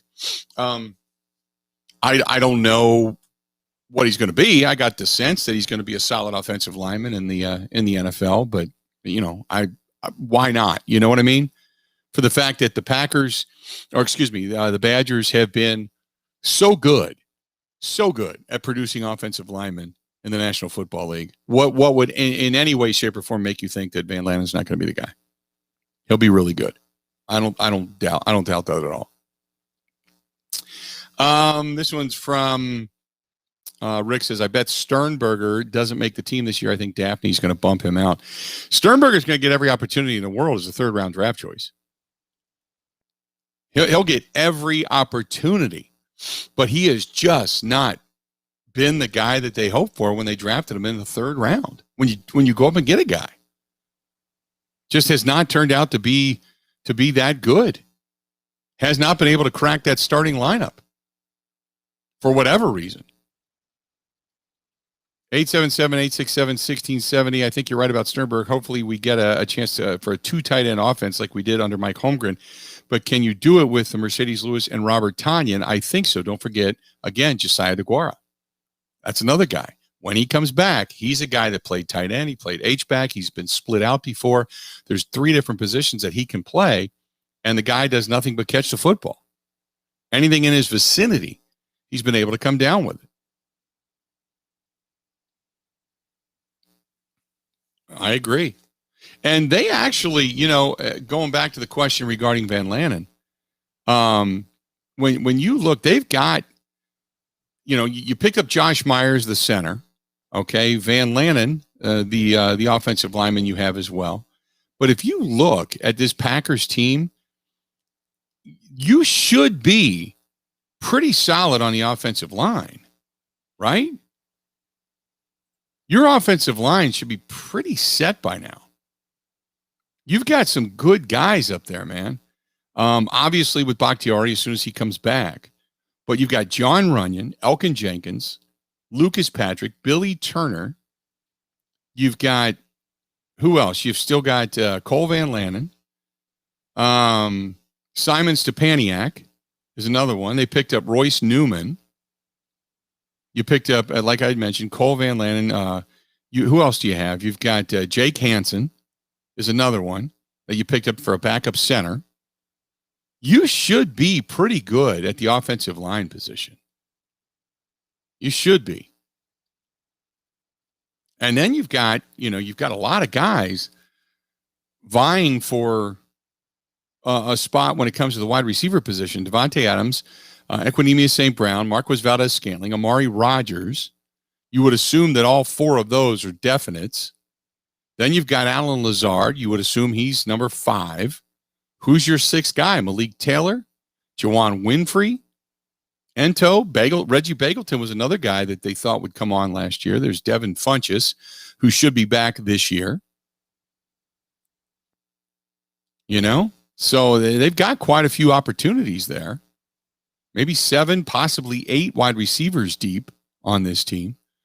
You still got at your tight end position, Mercedes Lewis, Robert Tanyan, Josiah DeGuara, Dominic Daphne, who we just talked about, Jay Sternberger there, Aaron Jones, A.J. Dillon, Patrick Taylor, Dexter Williams, the kid out of Notre Dame who they chose a couple years ago, Kylan Hill, and then you're still listing Aaron Rodgers and Jordan Love and Kurt Bankert and Blake Bortles back there as your quarterback. I mean, I think you've got a really solid team. And now you throw into the mix to Darryl Slayton, Kenny Clark, Dean Lowry, Tyler Lancaster, Kingsley Keke. Those are the guys up front. Rashawn Gary, Chris Barnes, Kamal Martin, Zadarius Smith, Preston Smith, Jair Alexander, Darnell Savage Jr., who I really, really like. He came on at the end of the last season, still with the stabilizing force of Adrian Amos, Eric Stokes, Kevin King, Shannon Sullivan is your nickelback over there. You've got opportunities. 877-867-1670, 877-867-1670. You've got, I think it's a very deep team. You just hope that Rodgers comes back and you've got a couple of extra pieces that came in and give you that opportunity and kind of go from there. 877-867-1670, 877-867-1670. Go ahead and hit us up. Let's do this. We'll step away. We'll take a quick break. Come back. We got a lot more to get to, a lot more to discuss. I got some Brewers emails to get to. I also have some Bucs stuff to get into as well. Stay tuned. Whole lot more of the Bill Michaels Show. It's all coming up right after this. This is the Bill Michaels Show on the Wisconsin Sports Zone Radio Network. Hey, high fives all around. We made it through another winter. And now the weather is changing. It'd be cool to sip something summery, right? Hey, we're here for you. Quick pick up a smooth pick-me-up at Quick Trip for under $1.99. Fresh blend yourself a 12-ounce fresh smoothie, a frappe, a frozen lemonade, or a cold brew. Bam! You're sipping some summer. Quick and under $1 for a limited time. Only one place. Get you to summer quicker. Quick Trip. See you next time.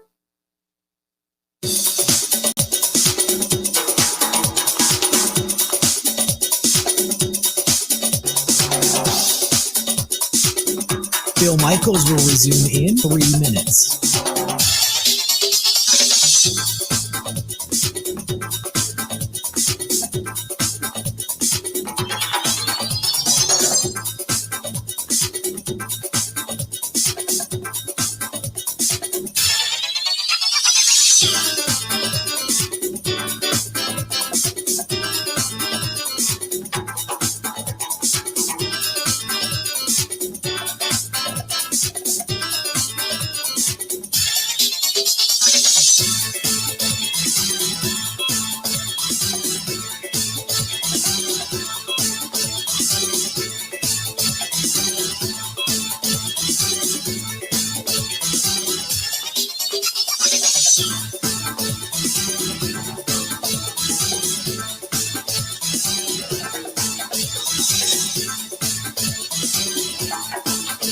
Bill Michaels will resume in 2 minutes.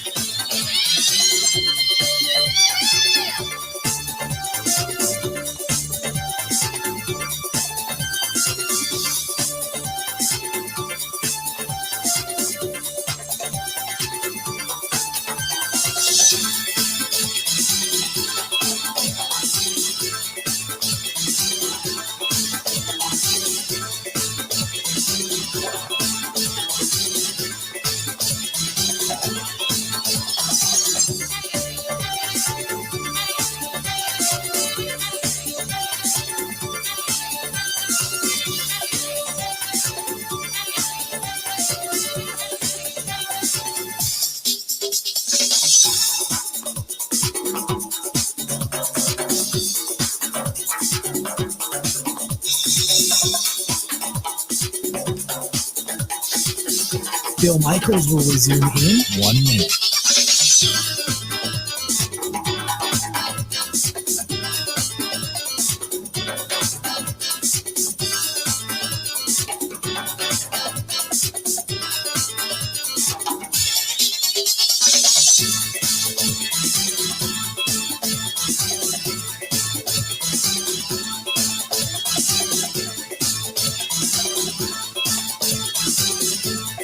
Bill Michaels will resume in 30 seconds.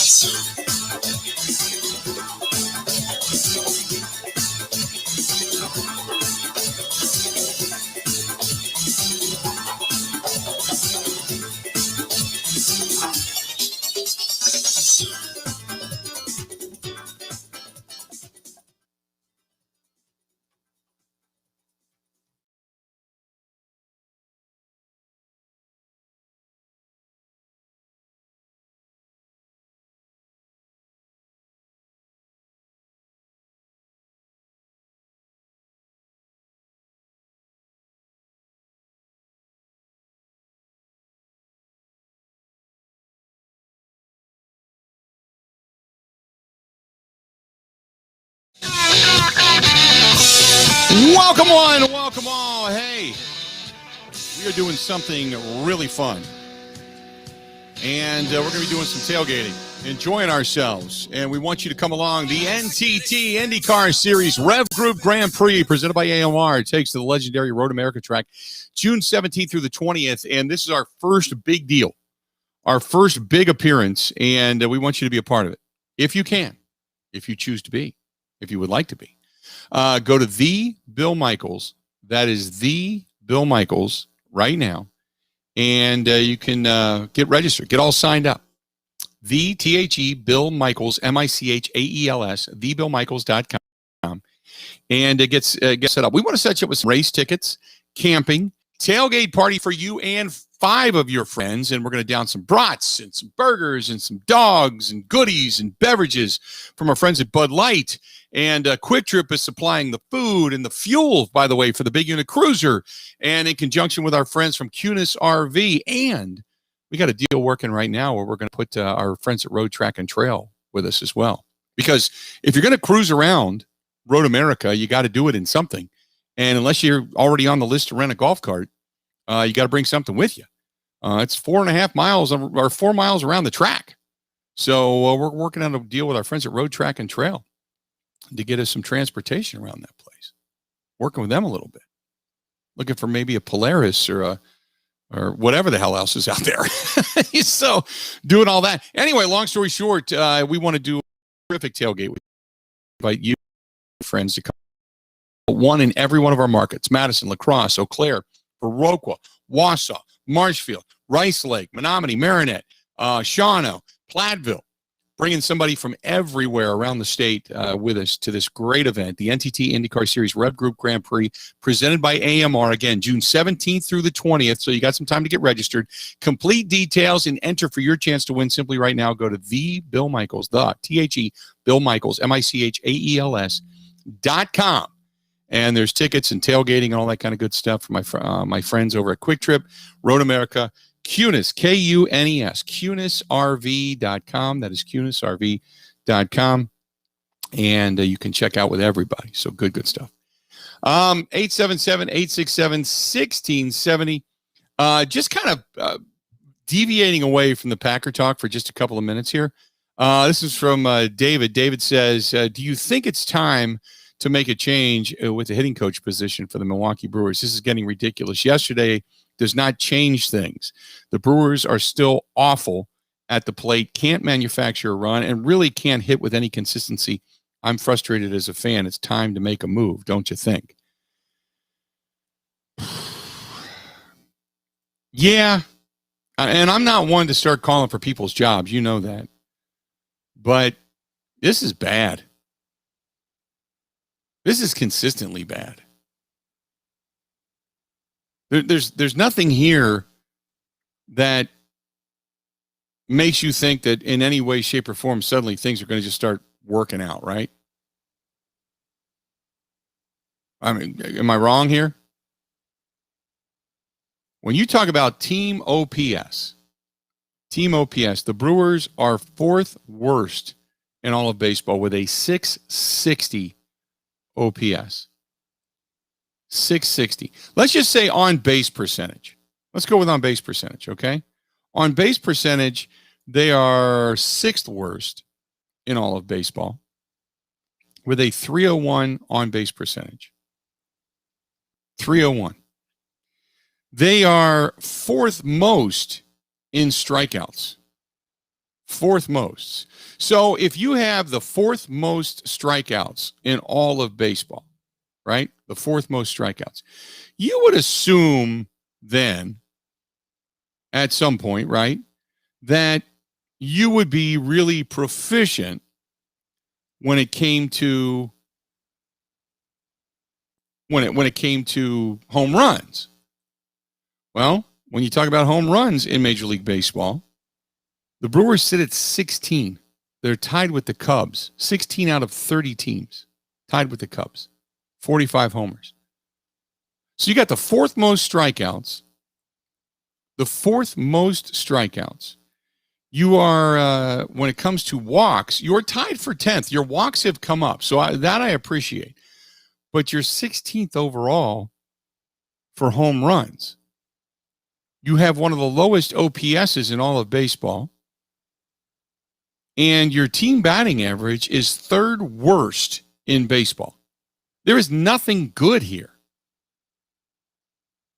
You're hitting a whopping 214 with a 660 OPS.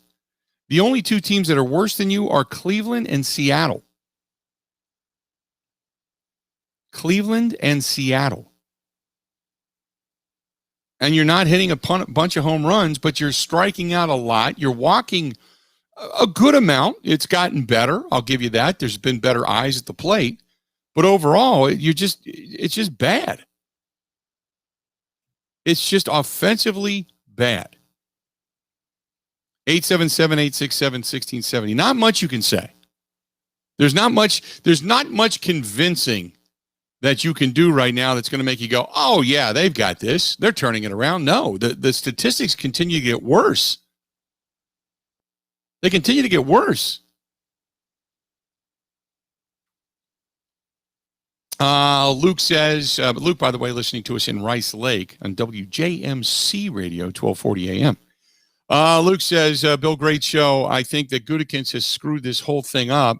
Let's hope that Rodgers swallows his pride and comes back.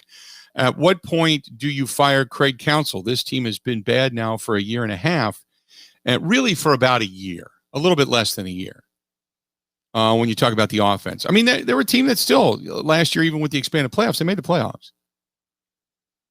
They're still only a couple of games back now. Granted, the Central is not lighting it up. So, if you're second best in a mediocre division, that doesn't do a whole lot for you. I understand that. But this is just not a great team right now. They just cannot do anything to help themselves when it comes to manufacturing runs. 877-867-1670. We've got 2 hours down, and on this very fast Monday, we got 2 hours yet to go. Got emails to answer over on the Facebook fan page, emails in the email inbox. Got a lot of good stuff yet. Bruce says, by the way, the Brewers suck. They can't score any runs.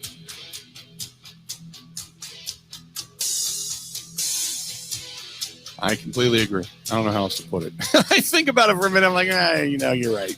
You're right. It's bad. I don't know how else to put it. Stay tuned. We got more of the Bill Michaels Show, and it's all coming up right after this.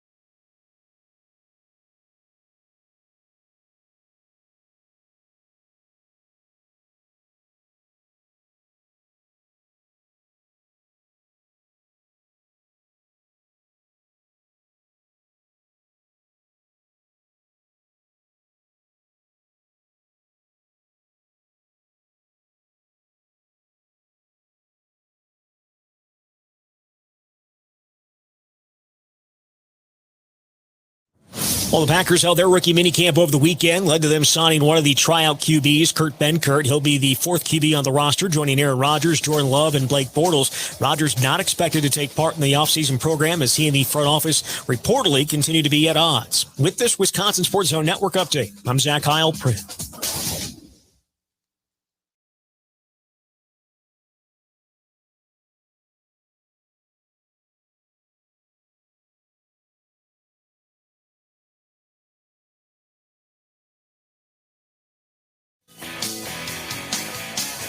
The Bill Michaels Show, hour number 3. How are we looking? Hopefully you're enjoying your day today. Good to have you along for the ride. 877-867-1670, 877-867-1670. Glad you are with us. A lot to get to. We were talking some Brewers before we went to the top of the hour break. Obviously, there's been a lot of talk today about Matt LaFleur, Aaron Rodgers. Rodgers, obviously, not a part of the rookie minicamp. Nothing to see here right now. Here's a couple of different, for lack of a better term, a couple of different opinions on all of this.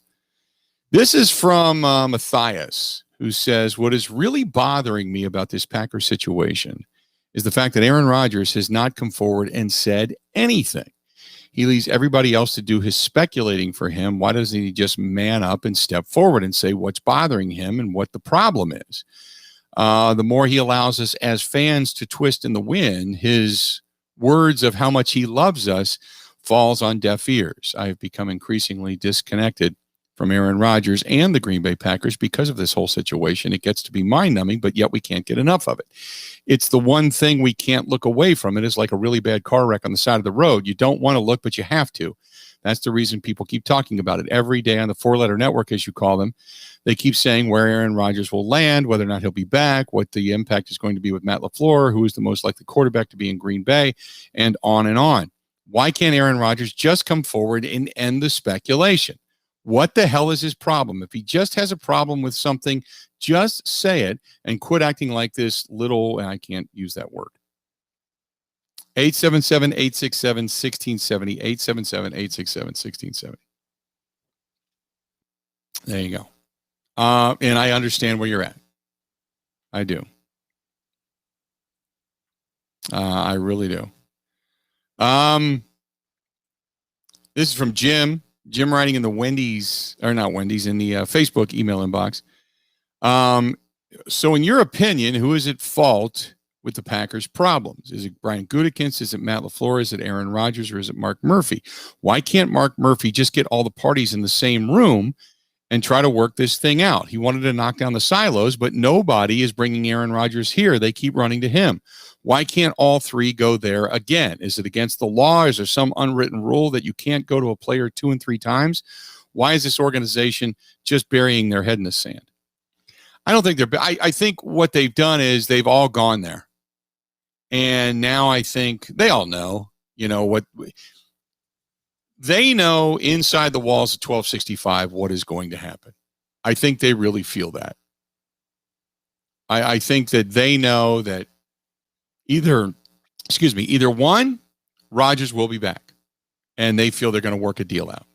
Or two, he's just right now, leave him alone. Maybe he's planning a wedding. Maybe he's off traveling. Maybe he's working out, getting ready for the season. Maybe the level of anger that is believed to be out there, maybe it really isn't. And while there is some issues, they're not insurmountable, and they feel confident he's going to be back. But I'll say this, for those that say, well, Aaron's not even said there's a problem. Then why is Matt LaFleur so concerned?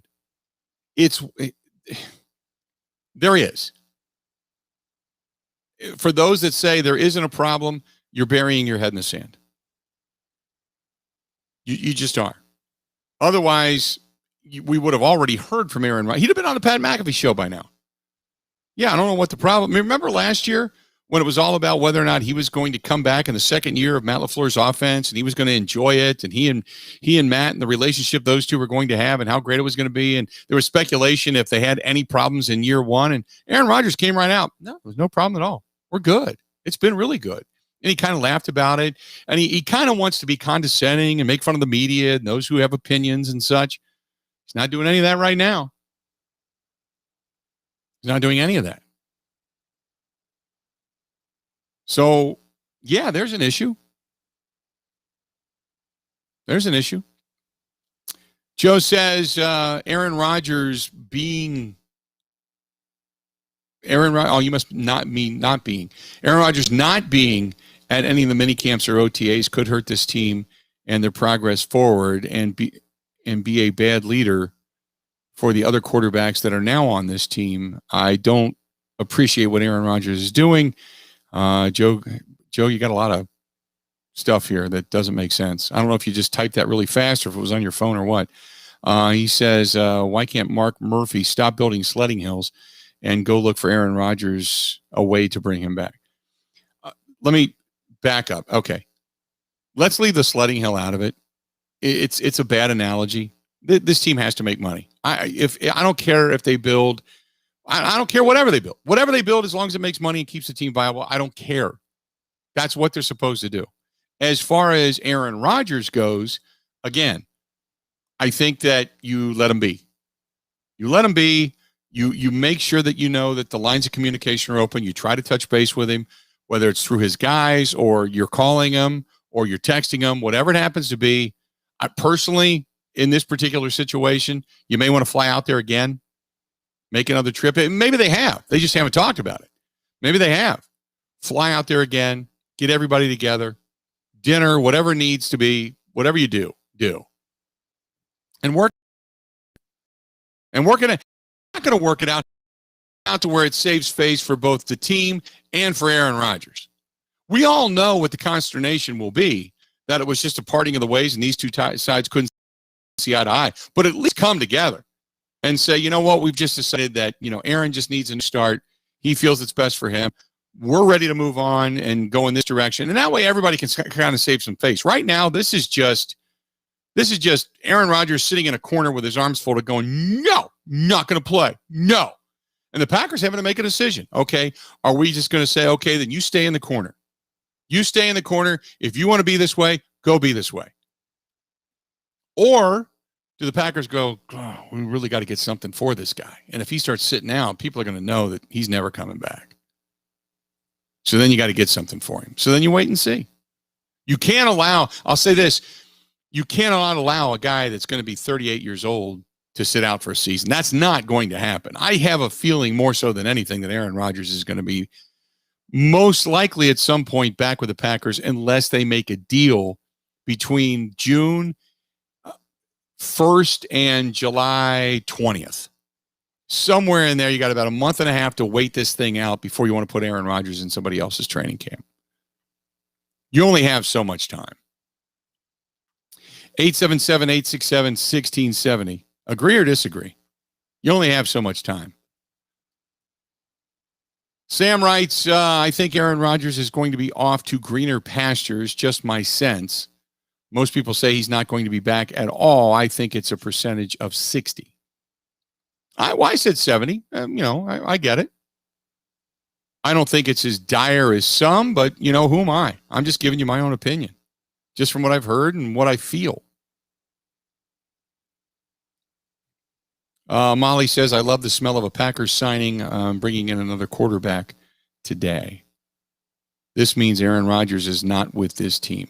No, it doesn't, because you can cancel. You can kill any one of those contracts at any point in time. What I find interesting is that they want to bring these guys in. They want to sign all these guys. They want to bring in their rookies and sign them. But where are you getting the money?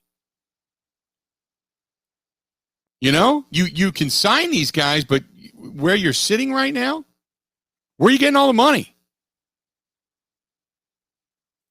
Where are you getting the cash? Because eventually you got to figure out where you're going to put these guys in right now, right? You got about $2 million worth of cap room. You got to figure something out, whether it's with Aaron Rodgers, Devontae Adams, whatever. You got to move some money around. And after June 1st, if there's somebody out there that you feel can help this team, you're not going to be able to go sign them, which is going to be a damn shame because you're stuck right now. 877-867-1670, 877-867-1670. If you look at the estimated cap space, depending on which site you look at Over the Cap. Over the Cap says the Packers have $2.372 million right now available. If you look at Sport Track, which is probably a little more efficient, they've got just about $3 million, 3.035 available. It doesn't matter. That's not a lot of money. That is not a lot of money. And the one guy that they have not restructured, that's Aaron Rodgers. Coming up the next segment, by the way, we're going to hear more from Matt LaFleur. So I want you to stay tuned for that. More of him discussing the rookie minicamp and some of the players that he has right now. We'll get into that discussion. Anthony writes, hey, Bill, love the program. When are you coming back to Green Bay? Are you going to be up here for any of the camps at all? Right now, because of the way protocols are, they're only allowing so many people in. So right now, no, we're not going to be in Green Bay here in the next month, but hopefully come training camp time, we're back once things begin to open up. They're not testing like they normally did last year, but there's still protocols in place right now. It's not wide open yet. So, but we do hope to be back. Yes, we do hope to be back. I'll be honest, I really missed going to Packers games this past year. You don't get the same sense of coverage as you do when you're not there. You don't get a chance to see reactions on the sidelines and put the binoculars on some of these other guys. You don't get that. So I really did miss it last year. Really did miss it last year. 877-867-1670, 877-867-1670. This is from Matt. Matt writes, I look at Brian Gutekunst and think if Jordan Love fails, he needs to be run out of town. No matter what good he has done, he will have derailed the organization way too soon. Yes, it's good to get rid of a guy with 1 year left under his belt, but you don't know what Aaron Rodgers has left, so why push him out now? All because of money? ? I think Brian Gutekunst needs to go and needs to go right now. And again, I caution you because there's anger.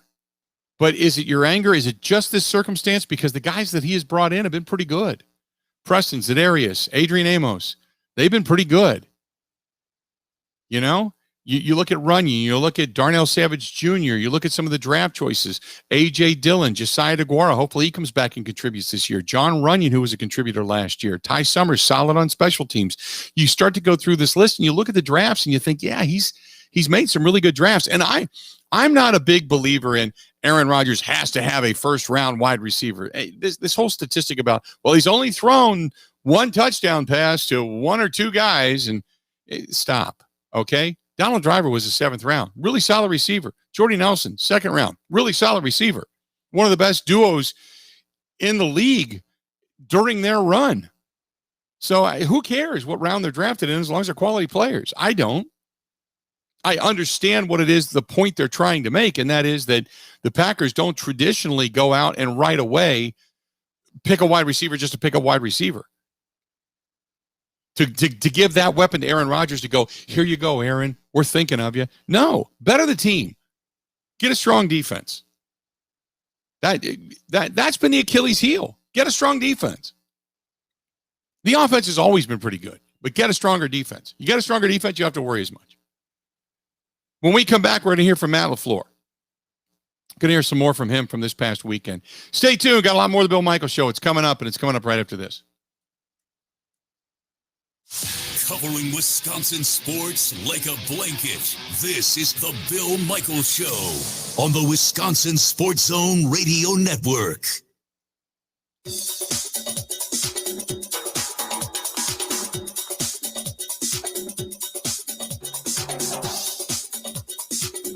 Bill Michaels will resume in 3 minutes.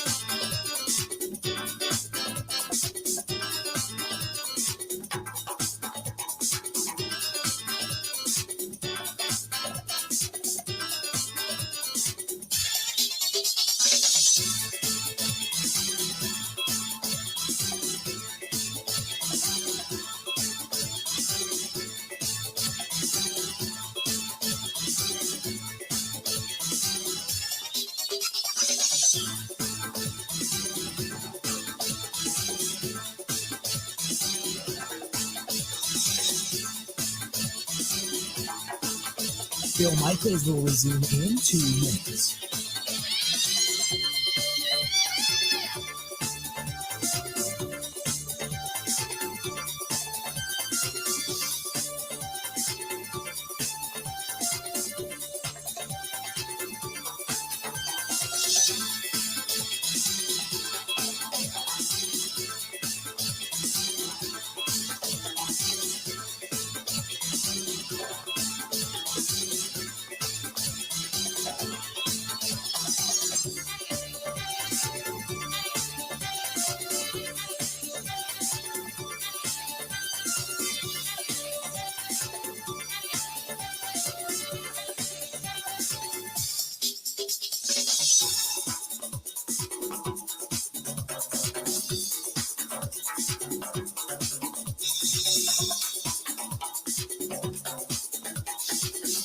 Bill Michaels will resume in 1 minute.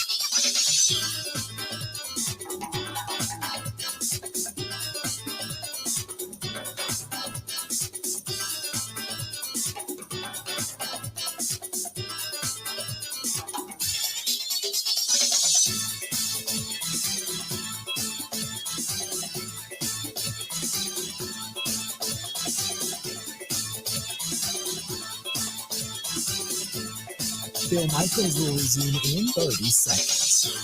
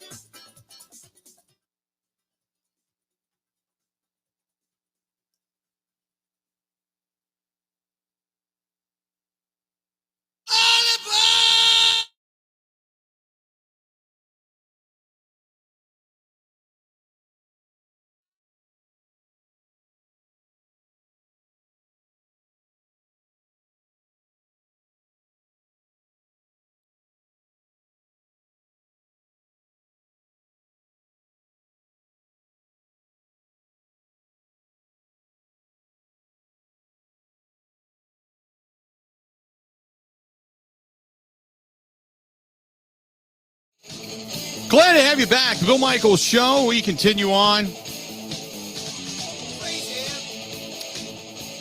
877-867-1670, 877-867-1670. If you want to find us, please feel free to go ahead and do so. Matt LaFleur at the podium over the weekend says, when you talk about the first-round draft choice, Eric Stokes, the corner, says got some high hopes for this guy. He can be an elite corner in this league, no doubt about it. And when you find corners that can take the ball away, there's nothing more valuable than that. And the NFLPA, don't forget, is telling players, stay home. And he was asked how many veterans does he feel are going to report to the OTAs coming up later this month?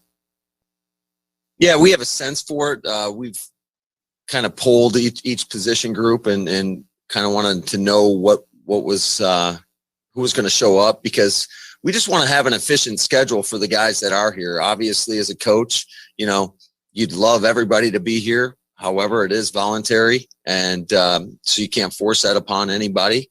But it is nice to work with these guys and really get them to build that team camaraderie that I think is absolutely imperative to having success in this league. Then there is the coach speak. It's what every coach says at some point or another in their preseason, OTAs, voluntaries, mini camps, whatever, where he says, hey, look, when you talk about jobs and starters and such, everybody is up for a job. One of the key messages to our team is it doesn't necessarily matter how you got here. All that matters is what you do when you are here. And these guys are going to have to earn it, but we are excited about what we saw. Again, these guys are going to have to do it on a consistent basis. So there you go. Yeah, all the jobs are up for grabs, and it's what you do when you're here, and all the coach speak. So what did he think about Amari Rodgers during the rookie camp?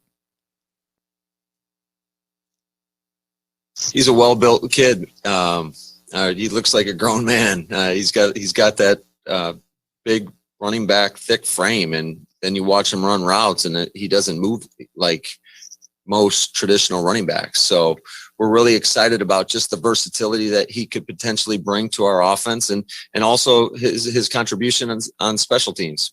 He's a really big kid. He's built. He's thick. And I was waiting for Brett Bielema to chime in all of a sudden, going, he's got a really big ass. He's thick. He's a big, big hindquarters. Just, I had flashbacks of Brett Bielema right there. Matt was also asked about Amari Rodgers and whether or not he's going to have an opportunity to compete for that starting job on the first team offense during training camp. He's a well-built kid. He looks like a grown man. He's got that big running back, thick frame, and then you watch him run routes, and he doesn't move like most traditional running backs. So we're really excited about just the versatility that he could potentially bring to our offense, and also his contribution on special teams. So he's going to do both. There you go.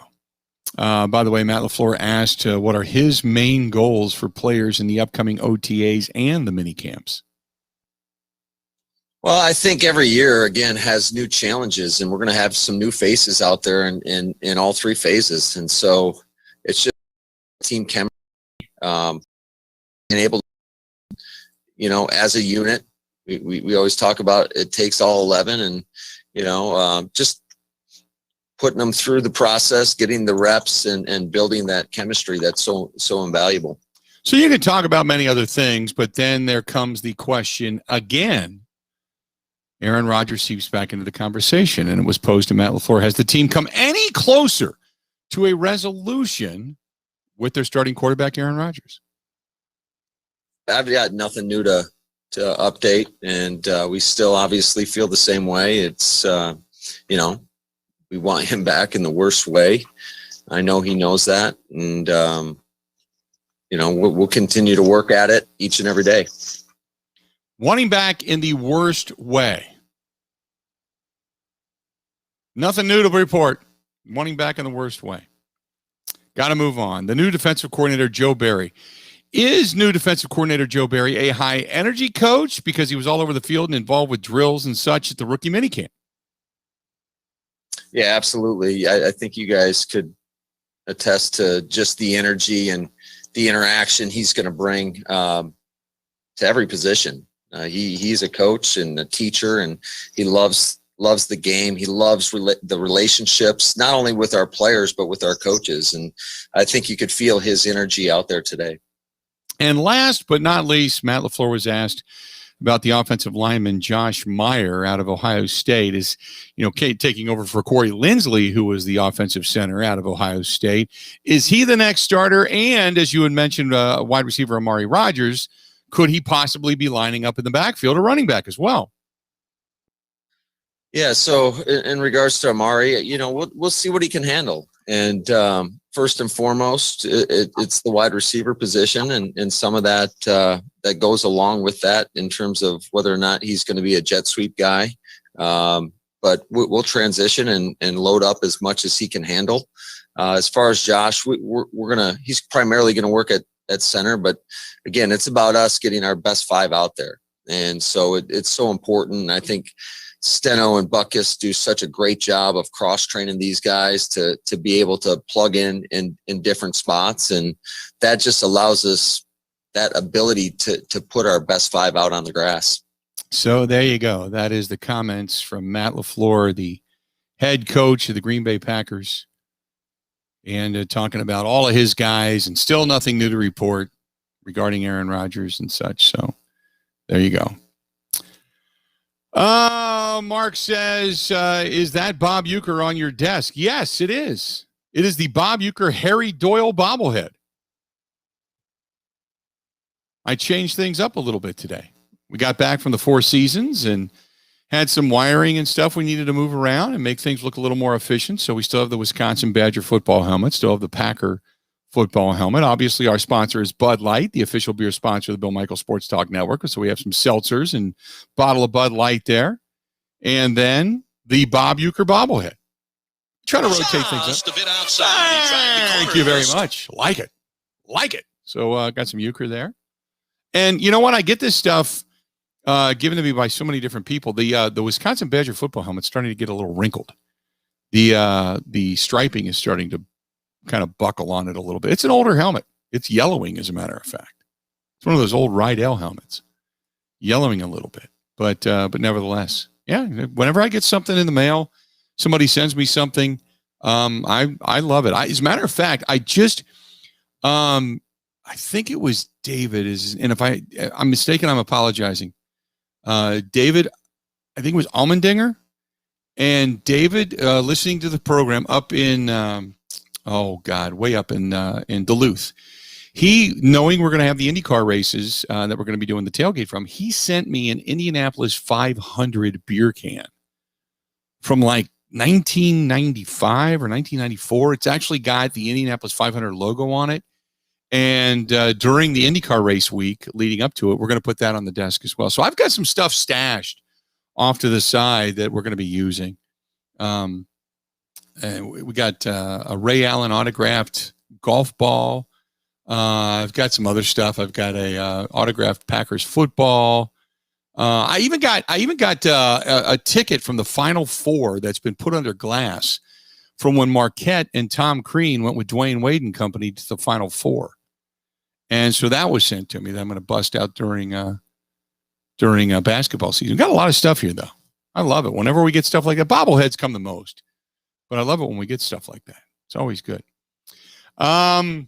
Jason said, I think if the Packers trade Rodgers and bring in a bunch of defensive players that are great players, not a good, but 3 great defensive players and a great pass rusher, 1 good linebacker, a great secondary player, then I think the Packers are going to be a playoff team, even without Rodgers. Your thoughts, agree or disagree? I think they're a playoff team, but I think a quarterback is what gets you there, is what takes you over the edge. Whether he's a game manager or a knowledgeable passer or a prolific passer, whatever it happens to be, I still think it is a quarterback-driven league, and I think that quarterback – remember, because many of you are bringing up Joe Flacco. I understand that. But even the year that Joe Flacco won the Super Bowl, remember, that was his most prolific passing year. So you have to have a quarterback at the top of his game. You know? You can't just have a great defense and no quarterback at all. You have to have a good run game, a good offensive line, and a really, really, really good defense with a prolific quarterback. Maybe not an MVP, maybe not an Aaron Rodgers passer, but you need that quarterback. You know? You just need him. You can't go out there with just a dude. 877-867-1670. By the way, Rick says Aaron Rodgers, I bet, is enjoying all of this speculation. He won't say anything until he signs an extension. Probably. Aaron Rodgers does not, speculation about his family, he doesn't talk about. His personal life, doesn't talk about. He talks very little about what goes on behind the scenes when it comes to he and Matt LaFleur and company. It doesn't talk about it, doesn't get into it. Doesn't go there.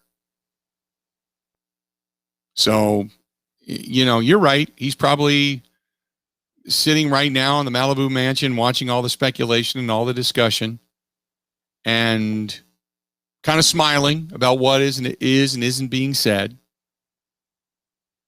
And he'll come at one point or another riding back, and then you'll finally hear from him after everything is done. You're either going to hear from him for his first opening press conference as, say, Denver Bronco quarterback, or you're going to hear from him after the deal is done and he's back in Green Bay, and they're going to say, Aaron, how close was it to you actually leaving the Packers?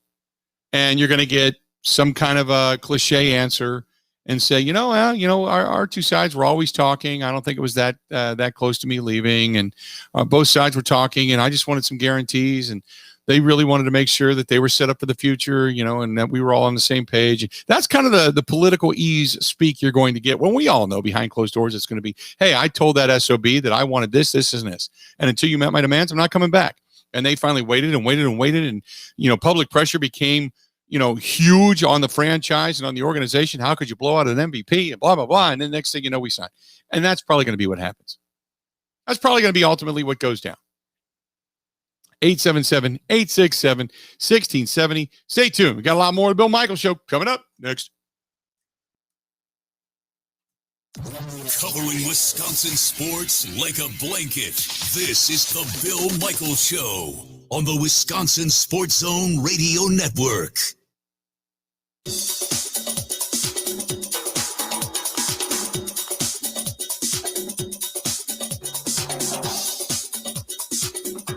Bill Michaels will resume in 5 minutes.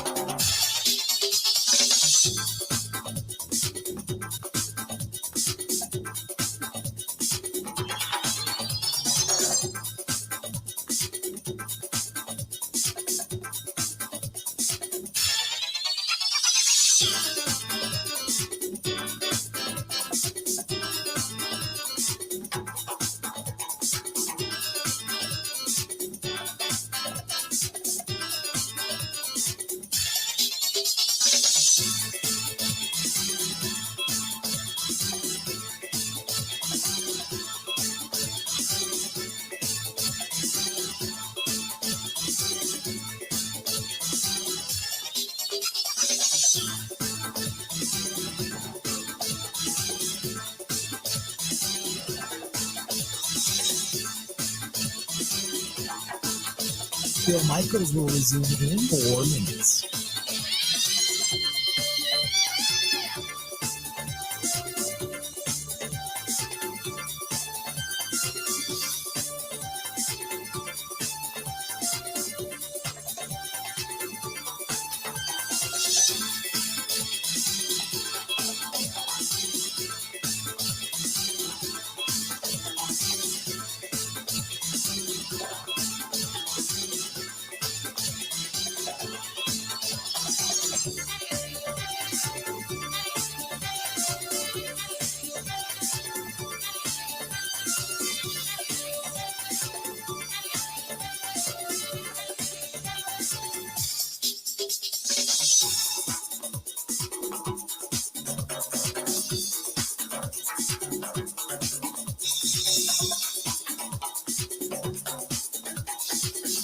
Bill Michaels will resume in 3 minutes.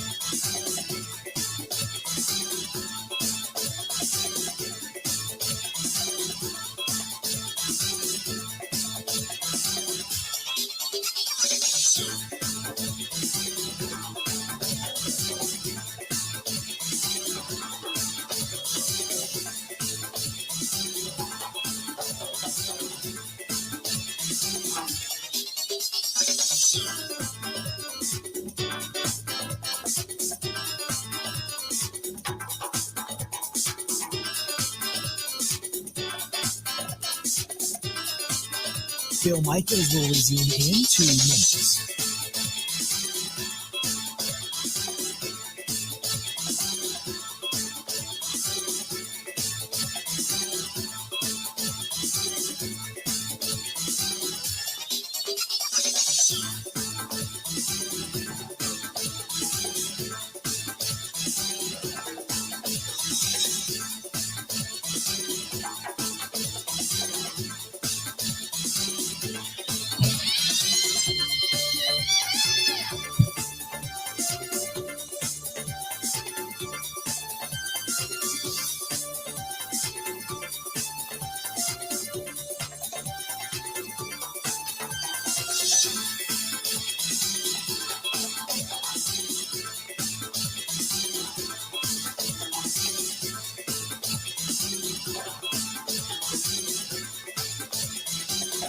Bill Michaels will resume in 1 minute.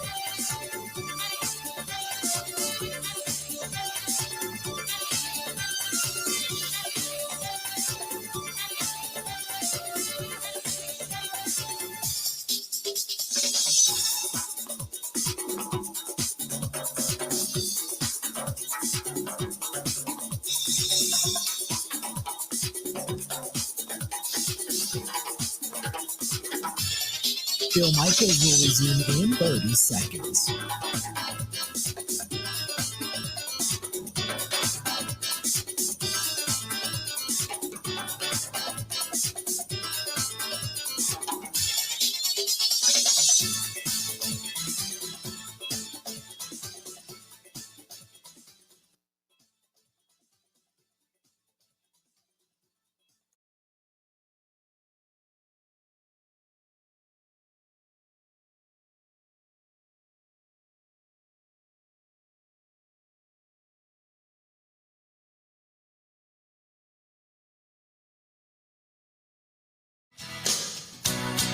Welcome back to the Bill Michaels Show. We continue on. You want to get a hold of us, 877-867-1670, 877-867-1670. Hit us up. Got a great event coming up. The IndyCar races, they are coming to Road America. And we want to bring you with us. We've been pushing this for a while now, and if you have not gotten registered, this is your chance to do so. What are you waiting for? What are you waiting for? It's free. Free to register. And even better, if you win the tickets, it's free to come with us. And we're talking about food and beverages. The NTT IndyCar Series Rev Group Grand Prix presented by AMR. It takes to the legendary Road America track on June 17th through the 20th. And we're going to be there. Show take you there. So if you can take a couple of minutes and fill out an entry form and join us, that would be great. We want to set you up with race tickets, campsite, a tailgate party, for you and 5 of your friends. So you can come on in, enjoy the race, enjoy the camping, enjoy the scenery. It is beautiful at Elkhart Lakes Road America. We're going to have some brats and burgers and hot dogs and all that kind of stuff. Plus, we're going to have ribs on a stick. We are going to debut, by the way, the brand new big unit cruiser from our friends down at Cunis RV. And I've been asked numerous times by people that if they do not have a camper or anything, how do they get one for the race? And I've been telling you, you can rent them. So you can even see if you like it. Rent it from Cunis RV, KUNESRV.com, KUNESRV.com. And make sure you tell them we sent you. There's a deal attached to that. Make sure you tell them we sent you. Go to Cunis, KUNESRV.com. And so in addition to that, Quick Trip is supplying the food, Bud Light supplying the beverages. We've got Paul Roberts and Robert Specialty Meats in Waukesha giving us the ribs on a stick. It's going to be awesome. It's the NTT IndyCar Series Rev Group Grand Prix presented by AMR June 17th through the 20th. You can also go to roadamerica.com for all the tickets and information and everything they have going on, including the NASCAR event. But get all the details for the contest and to get your chance to win right now. The THE Bill Michaels, MICHAELS.com. TheBillMichaels.com. TheBillMichaels.com. That's tickets, camping, tailgating with me from our friends at Quick Trip, Road America, Cunis RV, KUNES, CunisRV.com, and all of our great friends that are going to come along with us, and from our station staff that's coming from the Zone out in Madison, our flagship station, 1670 AM and 96.7 FM, the Zone. Thanks to everybody for participating. So looking forward to that. 877-867-1670. You want to hit us up, go ahead and do so. Let's go to Kelly in New London. Kelly, how you doing? What's going on? Hey, Bill. How's it going? I'm doing well. What you thinking? Well, I my apologies if it's already been discussed, but I'm trying to think on the side of the Packers administration and front office, and what happens if Rodgers sits out? What happens to the salary cap? Well, if he sits out, you don't have to pay him, but you have to keep money available because he has up until week 8 to decide to come back, and then you got to start paying him again. Okay. Well, I know he gets fined $50,000 a day, was it? Yeah. And that's sometimes that gets charged to him, and sometimes it gets waived, but. With the collective bargaining agreement that they signed last year, they can no longer waive fines. So once they start getting fined, they have to pay it. Okay. Well, I was just kind of curious on how long it would be in the Packers' favor if, he didn't sign and he sat out and it didn't count against the cap. So it's eight games, huh? Right, yeah. He gets until 8 games until if he decides to come back, he can come back after, I think, week 8, and that would be the latest. After that, then it's considered a scratch of a season. So let's say he does sit out the year. Do we still have his contract rights for 2 years again after the sit-out year? Yes. He would sit out then until he decided to come back and the Packers decided to trade him. I mean, the Packers own his rights. For every year he sits out, that does not accrue a year of your contract. So he's got a couple. He gets it out for 2 more years, and the Packers would still own him when he comes back. Yeah, so maybe that's a good cooling off period. Yeah, I agree. I mean, look, the Packers hold the cards. I mean, when it comes to, being obstinate about this, I appreciate the phone call. You're right. However, let me pause here because, if Aaron Rodgers decided to sit out, you're talking about a 37, 38-year-old guy taking a year off from football. That doesn't bode well. 877-867-1670, 877-867-1670. If you want to hit us up, go ahead and do so. They're not going to you don't want him sitting out a year. You want to get something for him because every day he begins to sit out is one day less of value that you're going to get out of him on the trade market. I mean, something's going to happen. I mean, Aaron Rodgers is not going to sit out. I think the Packers would be crazy to just let him ride. And now if he just says, look, I'm just done. I don't want to play for anybody else. I'm going off and riding off into the sunset. That's one thing. But if he says, I'm going to sit out until you trade me, if he is hell-bent on sitting out, then at some point you got to get the most you possibly can for him. You just have to. 877-867-1670, 877-867-1670. By the way, another big event coming up this weekend. This weekend, but it starts on Thursday, and it already started a little bit earlier today. I'd mentioned it, the PGA Championship at the, Kauai Island? That's right there in South Carolina, the Kauai Island. Seeing a lot of the practice rounds and such today over on the Golf Channel, which is always interesting. 877-867-1670. I love the majors, obviously. I love golf in general, but I love the majors.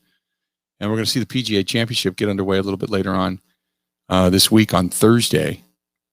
And again, obviously throughout this season, no Tiger Woods, not going to be there, not happening. It's going to be surprising if Tiger even comes back for the Masters next year.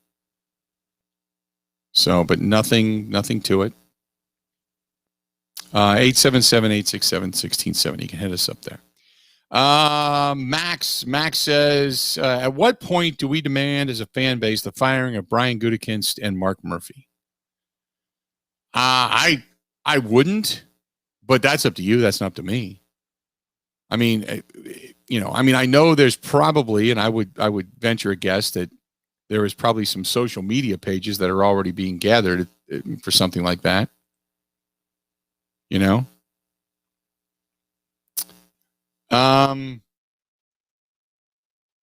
Aaron says, what Rice Lake station are you on? Does the signal reach Hayward? We're going there tomorrow until Monday. I don't know if it reaches Hayward, but in Rice Lake, we are on WJMC, which is 1240 a.m. 1240 a.m. in Rice Lake. I don't know if it reaches Hayward or not. That's a great question. And if somebody's in Hayward listening to us right now, let me know. Janine says, make Rodgers the general manager and the starting quarterback. Then sell the reality television rights to Bravo or Fox. Team and Rodgers split the TV rights in cash. Packers are going to make a ton of moolah, and the show would be such a delicious drama. Janine, I like the way you think. I'd watch it, right? And hopefully I'm pronouncing your name right. Janean. Janine? Janine? Hopefully I'm pronouncing it right, and if I'm not, I apologize. B-Rad says, I think Rodgers is done, period. And if they just let him sit in the weeds till season time, if he changes his mind, maybe. What does that say about the organization? I guess that business is part of the game. Pushing fans farther and farther away is not the way to go. I don't, like I said, I know there's a lot of organizations that are out there right now and organizations have done this for a long time. The ones that have no shot at getting your guy, they say, let him sit, show him something. But on the other hand, the teams that have a shot at maybe acquiring, a top-notch talent like Aaron Rodgers, they're all saying to themselves, don't let him sit, trade him away. Go ahead, get rid of him. He's not going to be happy. He's going to be bad for your locker room. Get rid of him. So just depends on what side of the fence you fall. But I know that there's a lot of organizations out there that don't want players to dictate, what it is they're going to do, because they're considered commodities. Players look at themselves as individual contractors, that have a certain value and a certain worth, and their body is their instrument by which they work, which is the reason they take care of themselves. And teams look at them as interchangeable bits. I'm going to use this bit until it becomes dull and non-usable again, then I'm going to just cut it loose, not pay it the remainder of the money, and get rid of it. I'll just put another bit in there, like changing bits in a drill. And that's the way some teams portray players. 877-867-1670, 877-867-1670. Let's do this. We'll come back. We'll take Dave and Madison's call when we come back, but we're a little bit late for a break. I want to get to that. Stay tuned. A lot more of the Bill Michaels Show. We'll get to Dave. We'll get to everybody else right around the corner as well. Got a lot more coming up right after this on the Bill Michaels Sports Talk Network. Got me stone cold. This is the Bill Michaels Show on the Wisconsin Sports Zone Radio Network. Crisp red apples with fresh strawberries. Cider Boy Strawberry Magic Hard Cider.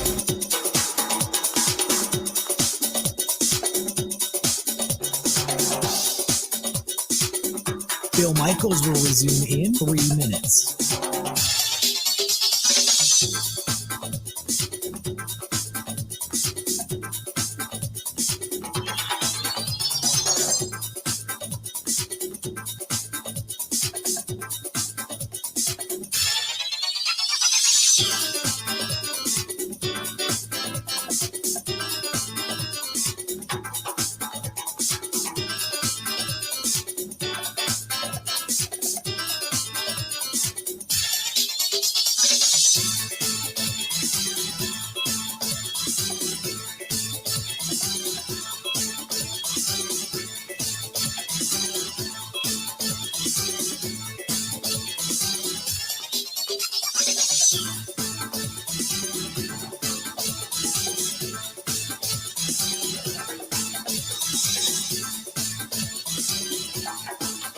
Bill Michaels will resume in 2 minutes.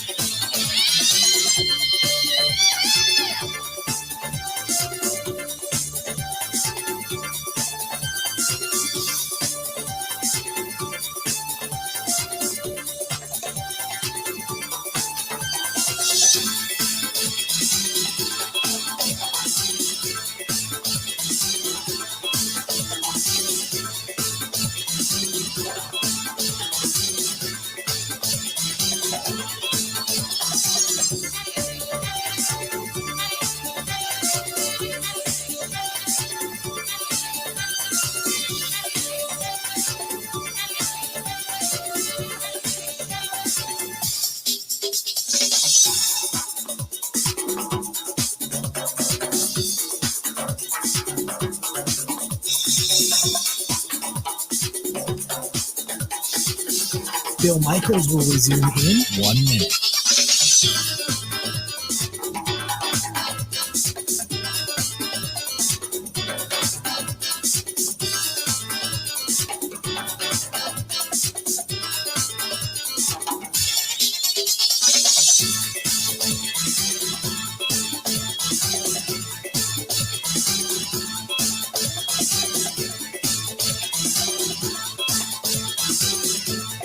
Bill Michaels will resume in 30 seconds.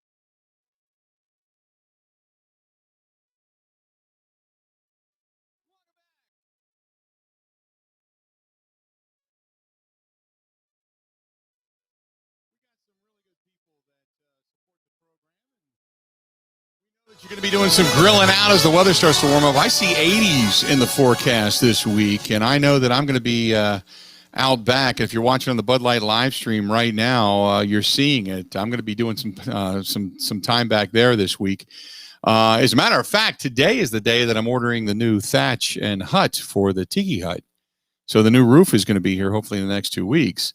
In addition to that, it can be cleaning up a little bit back there, getting the grill cleaned up, putting in new briquettes, cleaning that out, all that kind of stuff, and putting up the new signage that I just got and some of the signage from last year, kind of cleaning it up a bit. But I'm going to be out, starting to live my life outside again. And if you're going to be doing tailgating, whether it's at the ballpark or in your backyard, get a hold of Scholzy Farms. A lot of great stuff. They have pre-formed beef patties available for hot dogs, hamburgers, skinless wieners for the kids, you name it. And if you're going to be doing some grilling for some brats, they've got 4 flavors: beef, blue cheese, pork, and beer brats. They've got all of that. However, if you just want steaks and chops, and whether it's New York strip, fillets, you name it, they've got it. They've got all kinds of good stuff. That tomahawk ribeye. Roasts, brisket, ribs that you can smoke with the Fox Smokehouse barbecue sauce. The Salty Provision seasonings is available. All of that stuff. You can go right now to ScholzyFamilyBeef.com and place an order. SCHOLZE, ScholzyFamilyBeef.com. And they got a big sampler pack. You can sample it and pick out the things you like, maybe the things you don't want, things like that, and get it all sent right to your door. Right to your door, just like it is from the best butcher shop around. Scholzy, SCHOLZE, ScholzyFamilyBeef.com. That is ScholzyFamilyBeef.com. And if you're out and about and you're in the Black River Falls area, which is Humbird, Wisconsin, you can stop on by and check out their farm store, a good old-fashioned farm store. And whether you drive a SUV, a car, a truck, a motorcycle, even an ATV, stop on in, hang out the farm store, and get a sense for what it is they have. Again, go to Scholzy, SCHOLZE, ScholzyFamilyBeef.com. From their family table, or from their family farm, I should say, to your family's table. That is ScholzyFamilyBeef.com. Let's go to Dave, listening to us in Madison. Dave, how you doing today, man? What's going on? Hey, doing okay. Say, I was just curious.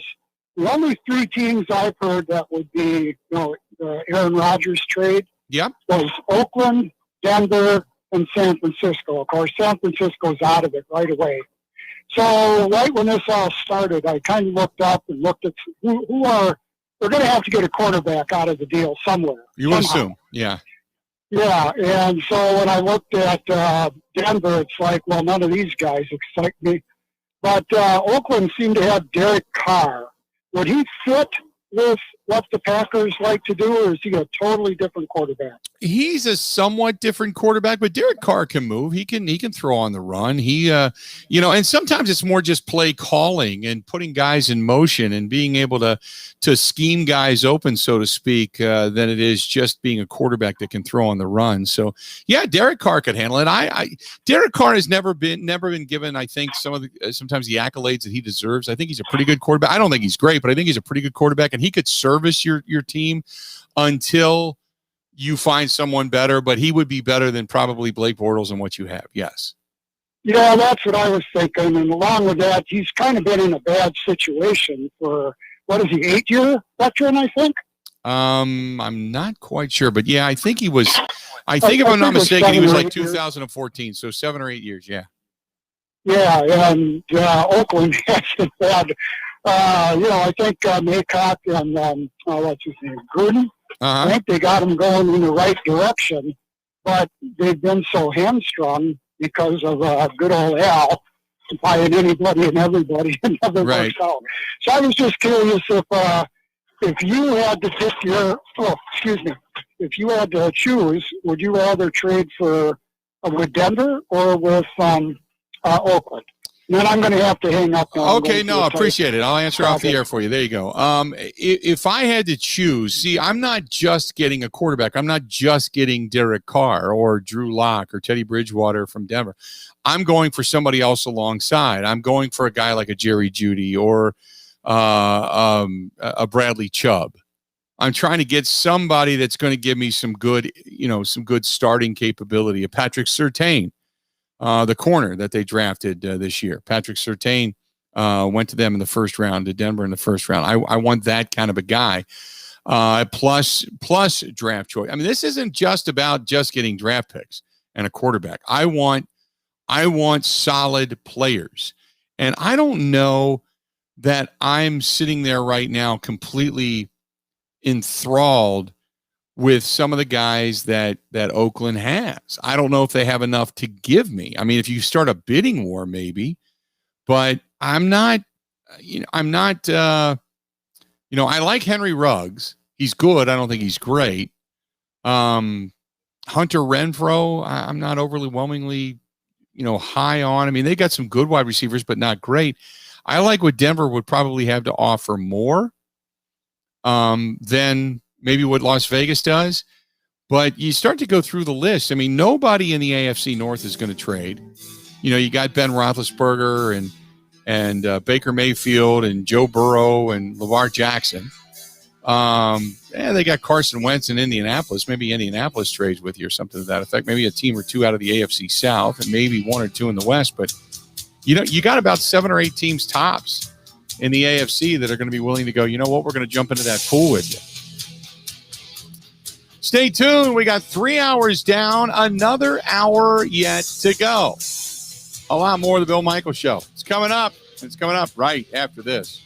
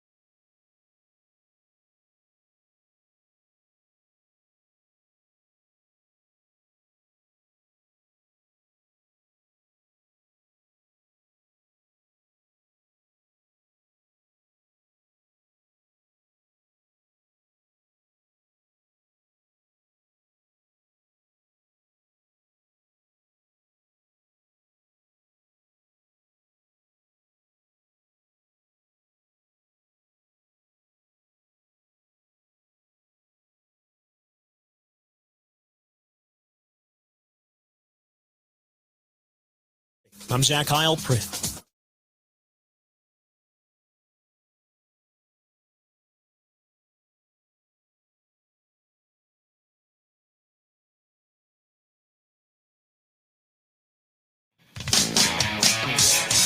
Final hour of a Monday on a beautiful Monday, man. Get out and enjoy it. Looks like the weather is going to be in the 70s and 80s all week long. I know we have some rain and thunderstorms that could possibly be in the area later this week, and God knows we need it. I was up north this past weekend in the Crivets area, up in the Pembine area, and the Iron Mountain area, and the fire hazard, as a Smokey the Bear has it on his sign, is very high. So we need some rain. We need some moisture to soak the ground, but not to say that we also don't enjoy the heat and the warmer weather. So bring it on. You got a shot at getting out and maybe washing the car or riding the motorcycle, playing a little golf, doing a little grilling out. Not much on the tube tonight, but the Brewers are going to be back at it tomorrow. So if the weather permits, I'm going to be out back doing a few things tomorrow and having the television on out back and grilling out back. And I got some running and some meetings today, but we're going to be doing some things tomorrow for sure. And really, really looking forward to it.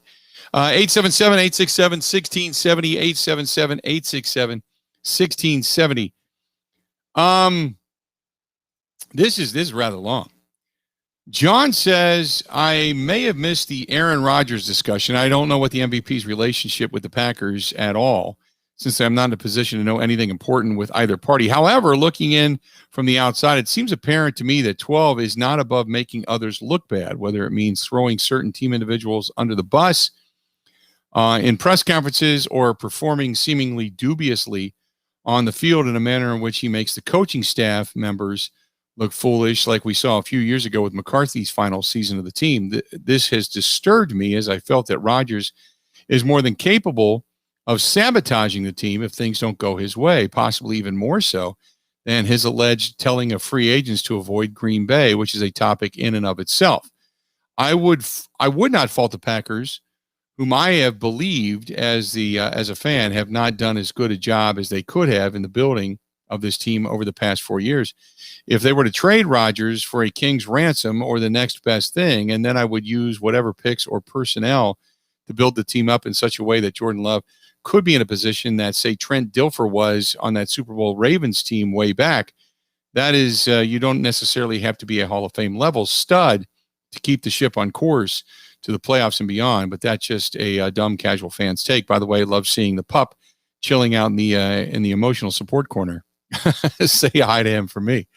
Yes, for those that follow on the Bud Light live stream, you do get a chance to see Elmo. He's chilling today. He's been active today, though. He's chilling now, but he's been active. He's been all over the place. He was under the desk. He was like licking my leg at one point during the show. He was trying to get out on the back porch patio a little while ago. He wanted to go downstairs and then head outside. He's been all over. But I think he also is trying to get settled back in. I was gone for 4 days. Left on Thursday of last week, got home later last night. And I think with Mickey passing away and the instability, I think it really bothered him. So he's finally chilling a little bit. I'm just gonna hang with him this week. I got one meeting this afternoon regarding the motorcycle ride coming up for the Labor Day weekend, and then I'm back home. So he and I are just gonna kind of hang. So as far as Aaron Rodgers, let me go over everything he just kind of said.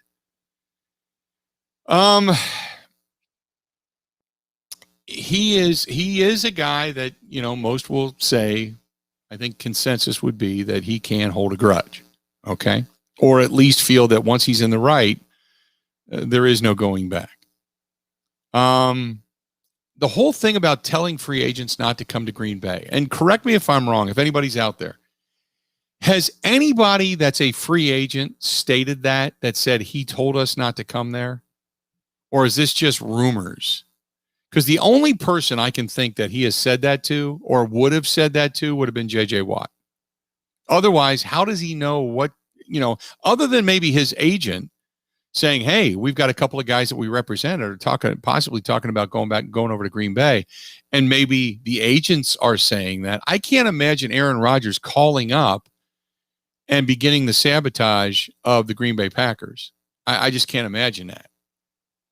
The only guy I can think of would be J.J. Watt. And maybe he and J.J. Watt spoke as J.J. Watt was being courted in some way, shape, or form by the Packers. Other than that, I can't imagine it going to that extent where because who you calling? I mean, granted, there are players in the NFL that maybe get a phone call or two and you probably find out about it, but the Packers don't have salary cap space to go out and sign anybody. So who's he calling? It's not like the Packers are in hot and heavy discussions with a lot of different free agents right now saying, oh yeah, we've got all kinds of money to spend. There's no big name free agents that are out there that the Packers, in my opinion, have called and got into negotiations with because they need to rework Rodgers' contract to do it. So that's why I don't know where that came from. And I have not seen anybody report that such and such a player is in specific, like we have not seen a quote from a player. You know what I mean? At least I haven't read it. And if you have, please let me know, because I could be completely wrong on this. But I have not seen anybody report it that this specific player or a unnamed player quoted as saying, Rodgers called me up and said, don't come here. So we'll wait and see if that actually happens. But if somebody comes out and states it, but I have not seen any of that.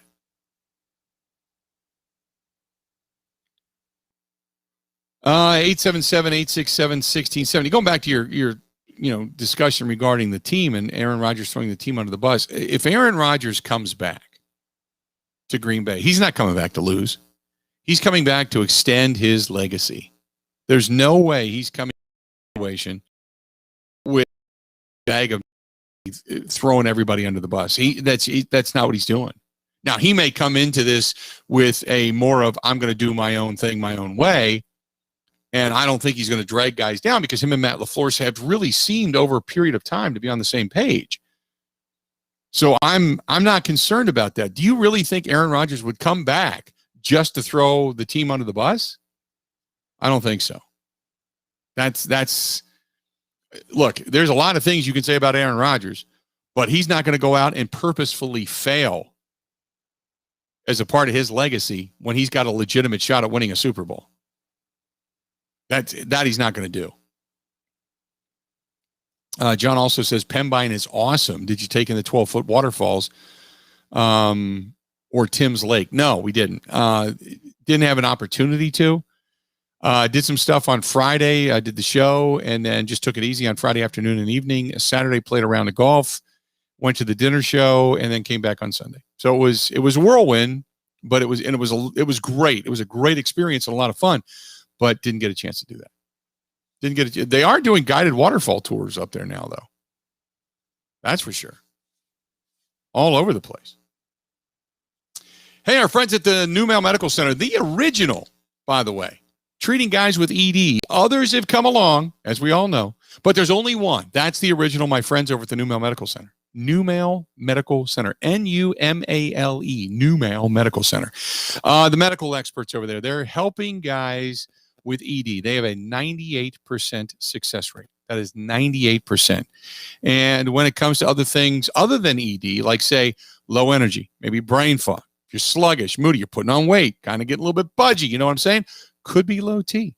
If you're over the age of 30, you can get that checked out. It takes maybe 10, 15 minutes tops. And if you are low, they can put you on a plan. Get you going again, make you feel good again, make you feel energized again. But if you're coming out of COVID, and we're starting to get out of this thing now, stadiums all over the country are now opening back up. I'm reading more and more almost every day, more and more venues, race venues, stadiums, football venues saying they're going to be wide open, SEC saying they're going to be open. Everybody's opening back up. And you don't want to look bad because you put on the 10 or 15 or 30 extra pounds from COVID. They can help you out with that as well. The all-in-one weight loss program, it really does work. Call my guys with locations in Milwaukee and in Green Bay. That is the New Male Medical Center, Numale, New Male Medical Center. Call them 414-455-4451.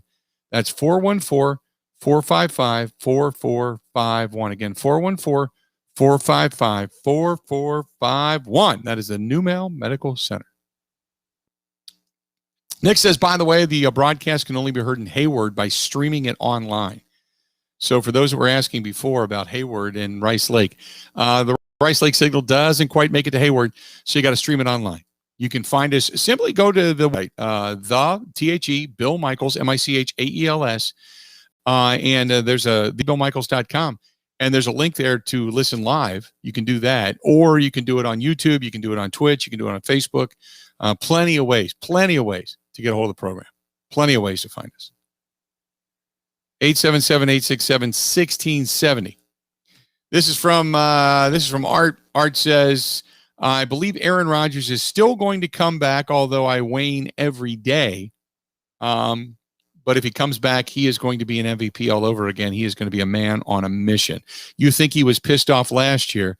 This year, he'll come back twice as angry and twice as good. There you go.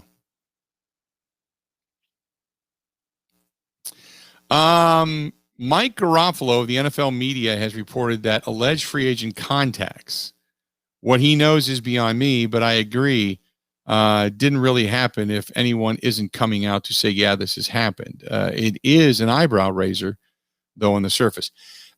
Now, Garofalo said that was the rumor, but did he have specific agents that have said that? And again, look, if Garofalo heard it, and he got it from somewhere.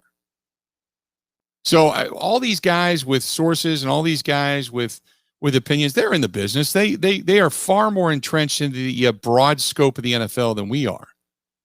And I would not discredit any of them. I think they're all very credible. But it's kind of like it's so far out of the now. Aaron Rodgers not wanting to come back to the Packers and being pissed off, I could see that when that was reported. And Adam Schefter said I didn't quote specific sources. I've been looking at the buildup of anger over the last year. I can see that. I don't fault Adam Schefter for that. That's his opinion, and he's been right more than wrong. So I understand that. And let's be honest, Adam Schefter at this point, he's more right than wrong. For those that want to discredit him, come on. How are you going to discredit him when we're talking about this? Matt LaFleur is talking about this, and nobody's saying, no, it didn't happen. It happened.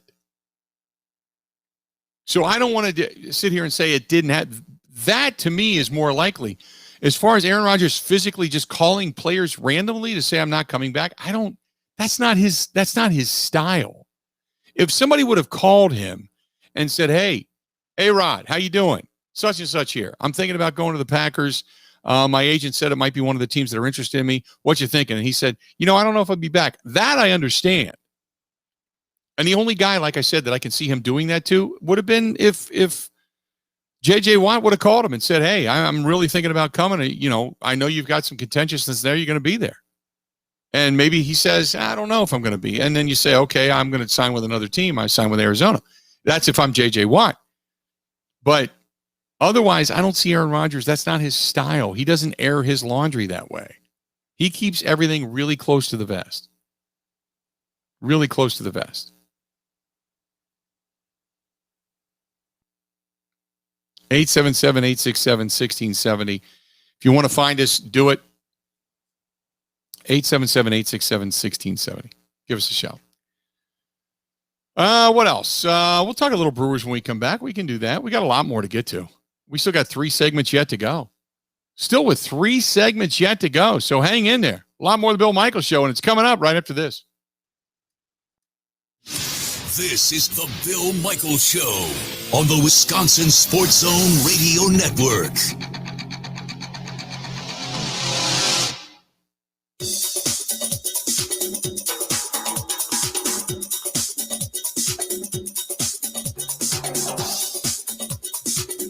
Bill Michaels will resume in 3 minutes.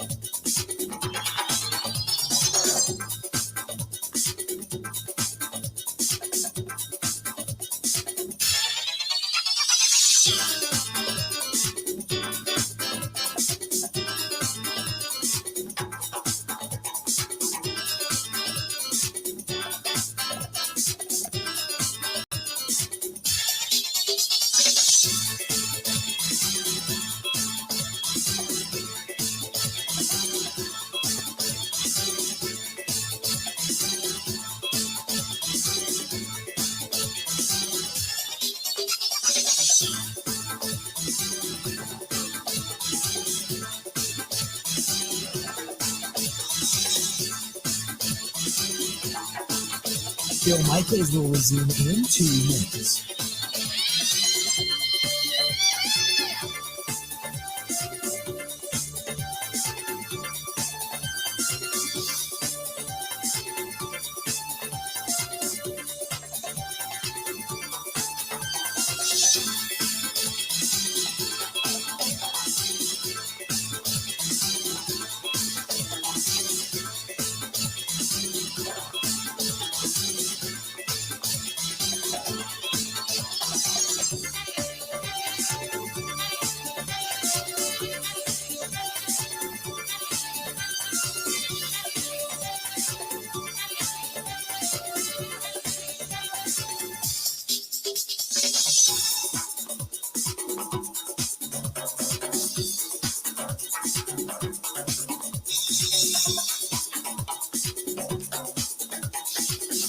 Bill Michaels will resume in 1 minute.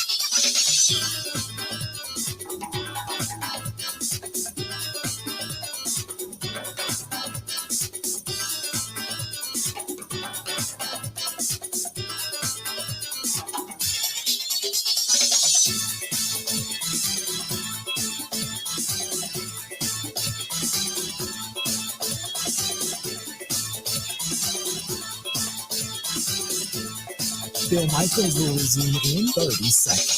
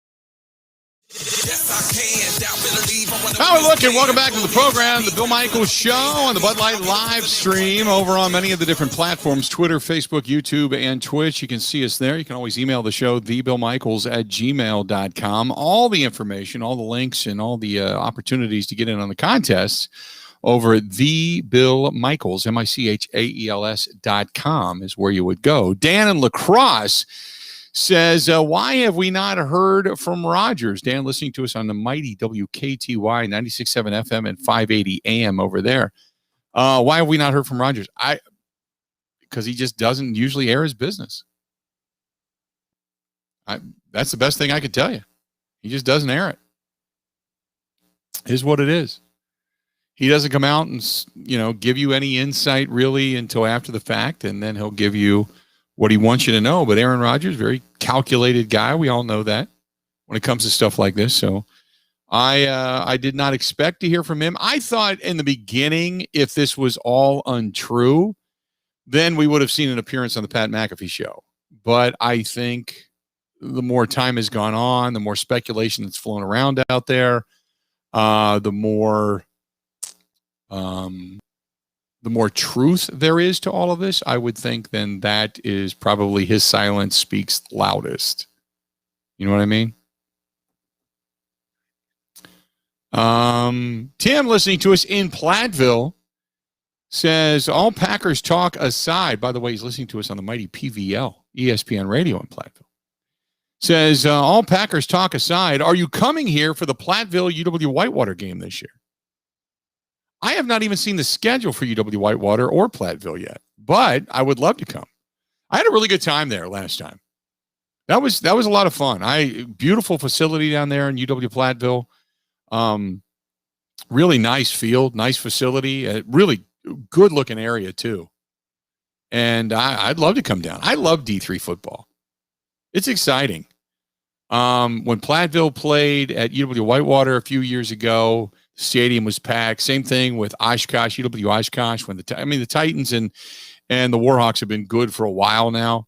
Platteville was really on the come for a little bit, and then they've fallen off here a little bit as of late. They just got to be able to topple Oshkosh and Whitewater. But boy, they've had some good, powerful battles. I've really enjoyed that. And just watching UW Eau Claire, and you can go on through the whole list, UW La Crosse, the whole WEAC, league. It's a lot of fun. We got some really good sports in the area. We should be pretty thankful. Even you look at a place like Concordia University, they're solid too. Their sports programs are pretty solid. But you've got excitement. You got Shaka Smart taking over Marquette's program. You got Pat Baldwin Jr., top 5 recruit, deciding, you know what, I'm going to stay at UWM with my dad. So we'll see if he puts UWM back on the map.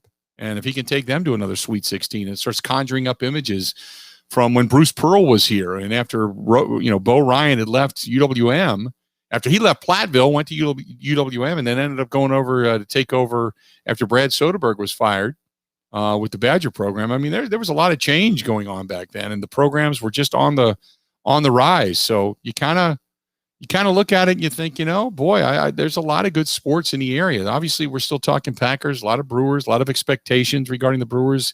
Bucks getting ready to take on the Miami Heat in the postseason. So there's a lot of exciting things. So to answer your question, am I coming? I'd like to. That makes sense.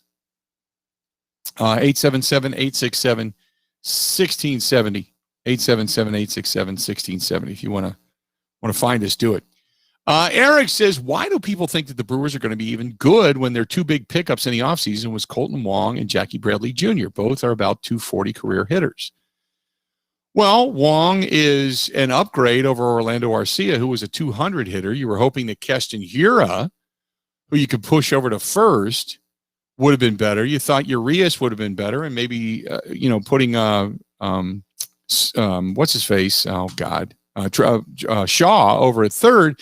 If he gives you back to 230, 240, then on average you've gotten better around the infield, and you've added a Gold Glove, and Jackie Bradley Jr. coming off of last year and a better year offensively, and another Gold Glove. That you're looking at this as a whole, and you're thinking we got better defensively. We've got at least better averages in our starting lineup than what we've had in the past, and this would be a better team, and the pitching was good.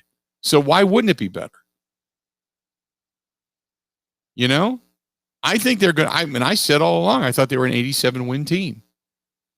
The problem I have is that the offense is gone south through everybody. It's not just one guy. There's 5 guys, 6 guys in this starting lineup. They're all hitting 220 or lower. So put it this way, if Colton Wong, who is hitting a pretty good clip, you can't fault Colton Wong, right? You can't give him grief. Colton Wong's been hitting better than what you would think. When you look at Colton Wong and what he's hitting so far this season, Colton Wong is hitting, he's got a 341 on-base percentage, 727 OPS. He's hitting 266. So he's hitting better than what you thought he would, right? The problem is that other guys are not. Jackie Bradley Jr. is giving you 229. He's been hitting better as of late. 156. He's hitting better as of late, but he's giving you a couple hits here and there, but 156. But if he ends up hitting his average, that means he's going to hit probably over 300 for at least a month to get this thing back up to the 240, 250 area. Lorenzo Cain is starting to hit the ball. He's got his average up to 222. He's starting to come back. Avisail Garcia, not great. Has come down a little bit as of late, hitting 258, a 338 on base percentage. You'll take that. But you look at, Keston Hura didn't do anything when he was up here. 152 with a 247 on base percentage. He was terrible. McKinney started off kind of hot. He's cooled off. He's only hitting 211 on the season. Manny Pena's a whopping 211. And Urias is killing you. He's hitting only 209. Urias, he's no better than Orlando Arcia. And people want to bring up Orlando Arcia's numbers, which that's great. He's hitting 3-something, but it's in the minors. When he does that consistently in the majors, then we'll go, okay, that was a bad deal. Don't tell me about minor league baseball. And hopefully Christian Yelich comes back and picks up where he left off. Remember, he was hitting 343 with a 463 on base percentage and an 846 OPS. He just hasn't give you power numbers. He has 0 home runs on the season. So they're a good team. They're not great by any stretch of the imagination, at least not right now. 877-867-1670, 877-867-1670. This is James. James writes, I think that the problem with Aaron Rodgers, and everybody's got a thought on the problem with Aaron Rodgers, is that Brian Gutekunst has not officially apologized. Actions speak louder than words. If he wants to apologize, then give Aaron Rodgers what he wants and don't put Jordan Love over his shoulder. It seems that Brian Gutekunst is unwilling to make a move and even trade away Jordan Love. Well, the whole I'm going to trade away Jordan Love thing, let me broach that real quick. What are you going to get for Jordan Love right now? You know what I mean? You're not going to get much for him. If he goes out in the preseason, if you keep Aaron Rodgers and then you put Jordan Love in the preseason and he really lights it up, okay, then you have more of a trade opportunity for Jordan Love to get you more. Right now, Jordan Love is not going to get you a first-round draft choice. He's not. He may get you a little bit more because, than a third rounder because he's been sitting behind Aaron Rodgers. He's had something to look at. But do you think Jordan Love is going to get you a first-round draft choice right here, right now? I don't. I don't think anybody does. So I think you keep Jordan Love around for at least another year. You showcase him. But if you're going to really take the pressure off, and here's the funny thing about this, between you, me, and the fence post. If I'm Aaron Rodgers, why in the world, other than through just my own maybe level of insecurity, why in the world are you worrying about Jordan Love? The only thing I'm worried about legitimately is the team. The team has seemingly pushed that can to only 2 years. And that's all Brian Gutekunst. And again, going back to actions speak louder than words. Remember, in that presser that Brian Gutekunst gave just before the draft, all he talked about was the next 2 years. And he seemed to be fixated on 2 years, 2 years, 2 years. Well, in 2 years, only 2 years. We got 2 years. And it's like there's no commitment beyond that. And that's what Aaron Rodgers was looking for. So Brian Gutekunst may have gone out there and may have said, hey, Aaron, we're going to do anything and everything we can to make you happy. And can you come back and can you do this? And then he went and that's all he talked about was 2 years, 2 years, 2 years. We all know what that means, right? We all know that after 2 years, you can dump Aaron Rodgers. Aaron Rodgers is like, no, I want to be a Green Bay Packer. I want to stay. I want to make my legacy here. I want to be the most decorated quarterback here. I want to win championships here. That's what he's fighting for. So maybe in the grand scheme of things, actions speak louder than words. And maybe the words that keep coming out of Brian Gutekunst's mouth are based upon 2 years and his infatuation with or belief in, whatever you want to put it as, Jordan Love. So I'll say this, Jordan Love, and I've said it all along, he better be damn special. Because for all the other things that you've done, which are good things, your legacy is tied to Jordan Love if he ends up being the quarterback of the Green Bay Packers. 877-867-1670, right? Am I wrong on that? Am I wrong on that at all?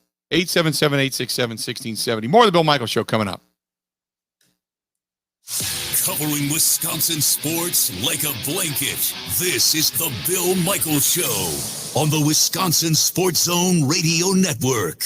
How we looking? Bill Michaels here for the Four Seasons Island Resort in Pembine, Wisconsin. And I've got to tell you, when I want to get away for a long weekend, I head to the Four Seasons Island Resort. It's Northeast Wisconsin's best-kept secret, and the amenities include a 9-hole golf course, indoor saltwater swimming pool, sauna, whirlpool, tennis courts, basketball, horseshoe pits, volleyball, and when you're hungry, choose from the Boundary Water Sports Bar and Grill, Lily's Ice Cream Parlor, or fine dining in the Diamond Room. How about all of that? All Marinette County ATV and UTV trails are wide open this year. Guided waterfall tours as well. It's tucked into the North Woods of Wisconsin. The Four Seasons Island Resort is located on the Muscano Island and surrounded by the beautiful Menominee River, which divides Wisconsin and the UP of Michigan. An island you can actually drive to. How about that? It's simply gorgeous there. Whether it's a romantic weekend for two, a golf weekend with the boys, or an adventure weekend for the entire family, Four Seasons Island Resort is a place to go. Book your getaway today at thefourseasonswi.com. That's thefourseasons, FOURWI.com, and make sure you tell them Bill Michael sent you.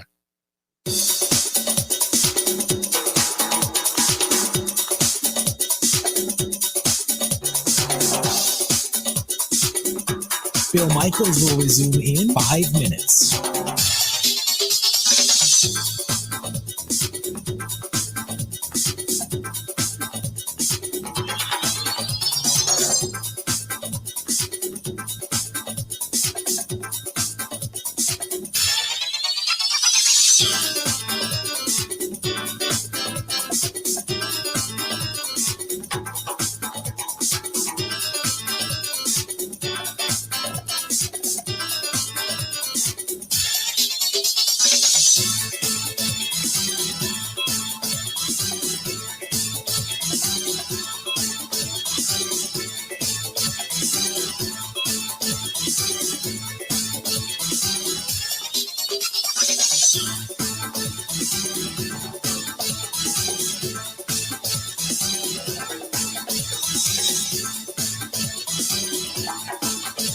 Bill Michaels will resume in 4 minutes.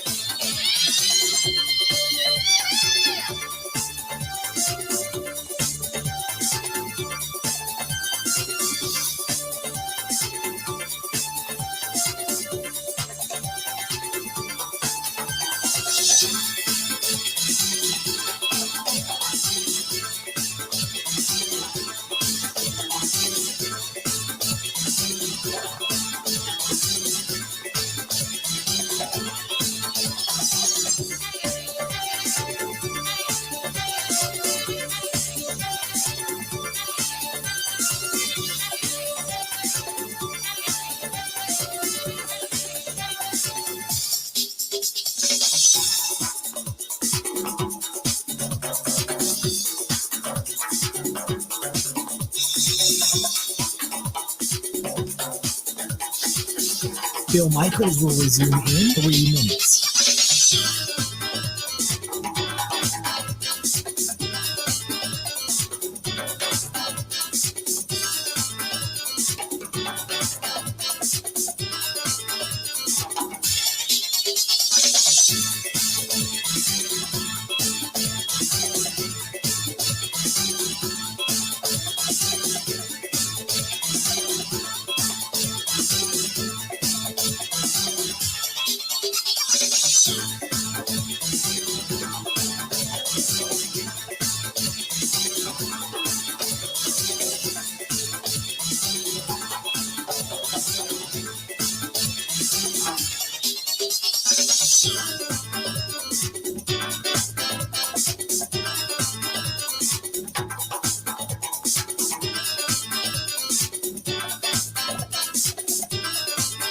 Bill Michaels will resume in 2 minutes.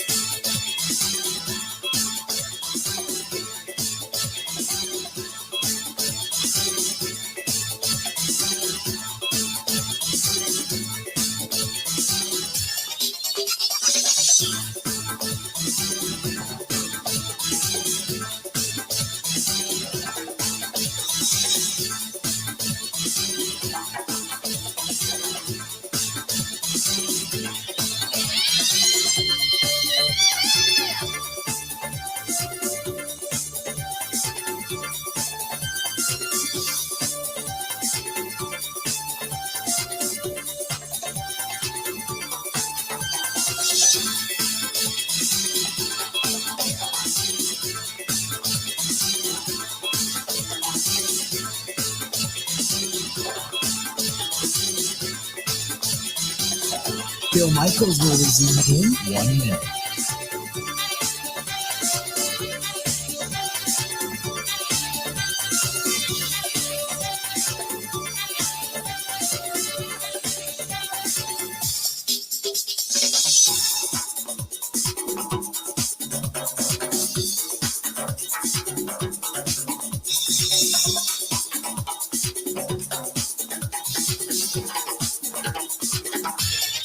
Bill Michaels will resume in 30 seconds.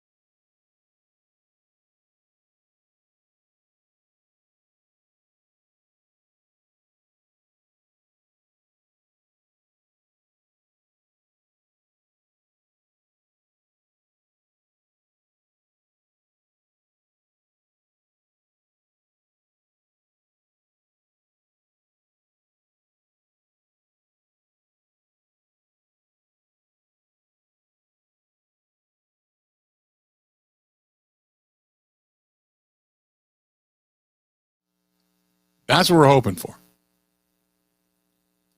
So we're looking forward to all of that.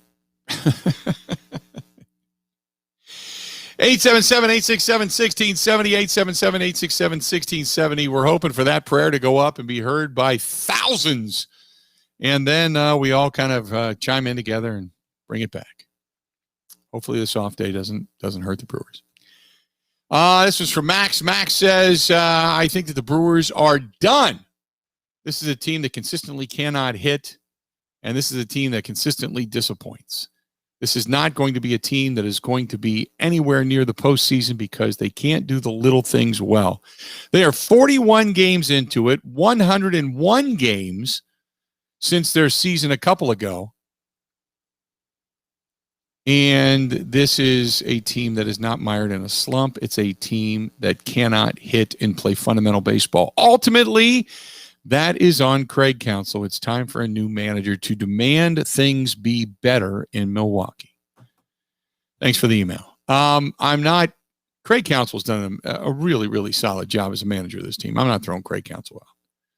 You're going to have to, you will definitely take a good, hard look at a hitting coach. There's no doubt about that. There's no doubt about that. But I'm not throwing the manager out. If this stays persistent for another year after this, and you've changed the hitting coach and you've changed the methodology, and then things are just grinding, I guess, then yeah, sometimes change for the sake of change. But Craig Counsell's done such a really, really solid job. There's no way I'm tossing Craig Counsell out. It's not just in managing to get guys to get base hits. It's been the last couple of years of managing the bullpen. And while you may not like it overall, or when you may not like it at certain points individually, overall, he's done a really, really good job.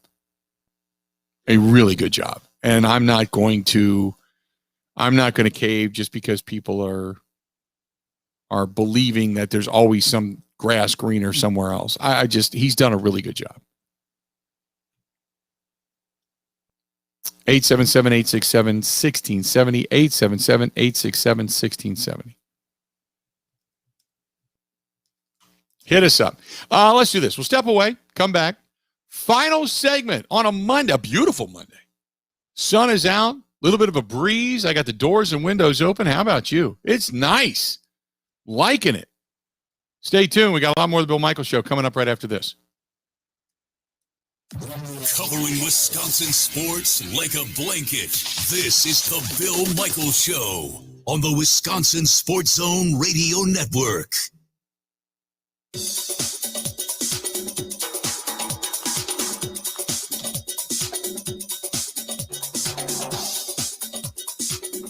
Bill Michaels will resume in 3 minutes.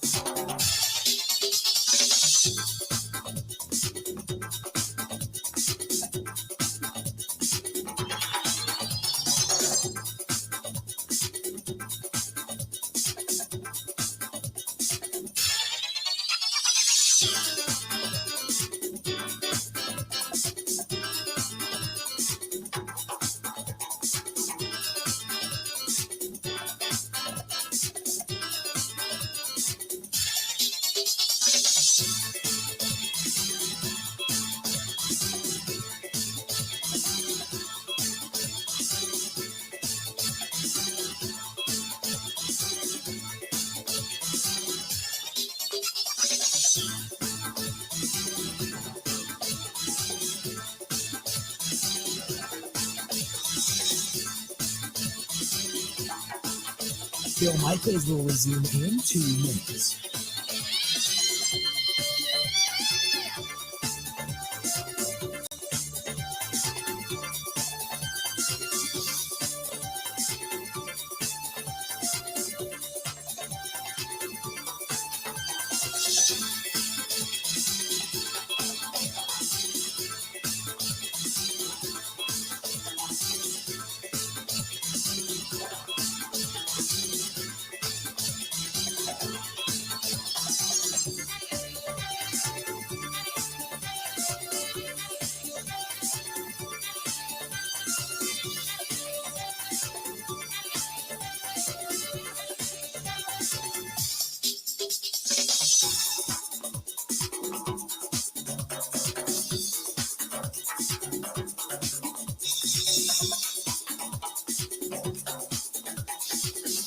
Bill Michaels will resume in 1 minute.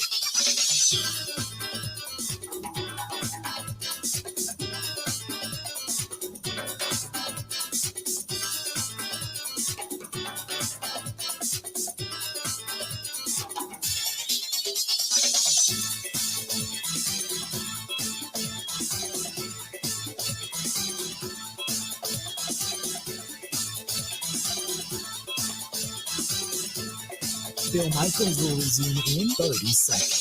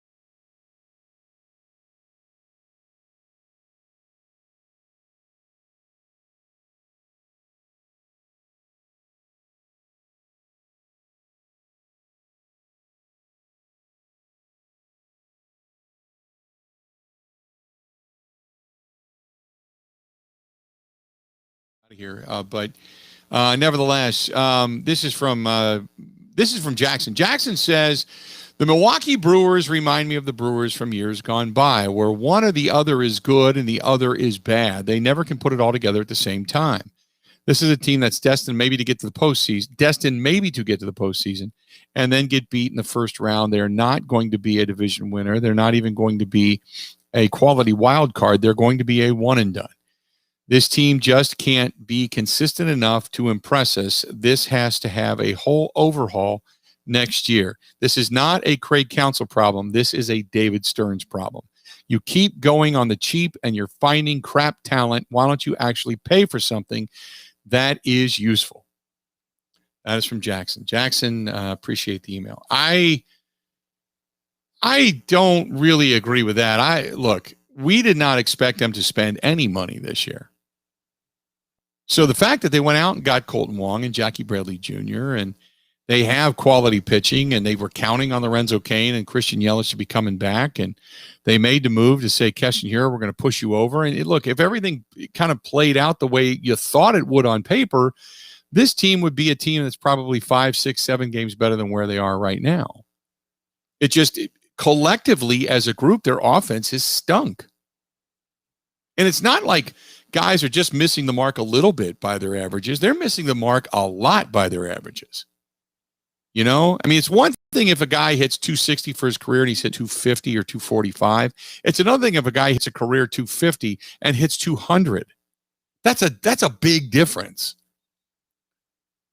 So they've done their due diligence. It's just that they are collectively mired in a slump, and it's a prolonged ineptitude. I can't even call it a slump. A slump is when you don't hit well for 2 weeks or 3 weeks. That's a bit of a slump. or possibly a month. But they played a 60-game season last year in which they were terrible. And look at where they're at right now. They're third worst in baseball. After, 41, 42 games? They're 101 games into this prolonged slump, which would be more than what? 2/3 of a season. A full Major League Baseball season. So something's got to give eventually. And if it stays this way and this team falters, then you're going to have to make some wholesale changes when it comes to your position players. And you're going to have to spend some money. You're going to have to address first base. Stop acting like you can just fill this in, with a piece here or a piece there. You're going to have to address some of these issues specifically. And you may be right. It may come down to spending more money. But this season, I didn't expect them to pick up Colton Wong, and I didn't expect them to pick up Jackie Bradley Jr. I just didn't. Because COVID out of last year, a team majority of their money on the gate, I just never expected them to spend. So I appreciate what they did this offseason in attempting to do something. They just didn't get it right. That's all. They just didn't get it right. 877-867-1670. 867-867-1670. Bucky says, hey, Bill, great show. I'm a disappointed Brewers fan. They're going to be okay. Just look at the bright side. Yesterday, they started to hit the ball. Maybe yesterday was day one of the comeback. If guys hit to their average, you got to think that there's a 300-plus month coming, which would put this team right back where they belong on top of the Cardinals. I have all the positive thoughts going for all of us. No worries from our good buddy. There you go. That's Bucky. Bucky, appreciate the email. You are optimistic, Bucky, aren't you? There's nothing wrong with that. Be an optimistic fan. Lucinda says, are you going to go to the Brewers games once they're back to full capacity? I want to, yeah. I want to get to Brewers games. Sure. Hip Hop Dave said, did you see the crowd today watching the practice rounds at the PGA Championship? No masks. I did notice that. Down in South Carolina, I did notice that. And again, going to, say, Miller Park or Fiserv or whatever. I mean, Fiserv's is a little bit easier, I guess, with sections being smaller, and they're probably going to police that a little bit heavier. But I can't imagine putting, like going to a Packers game with, 70+ thousand people there, that they're all policing masks. Eventually, they're just going to say, no, it's going to happen.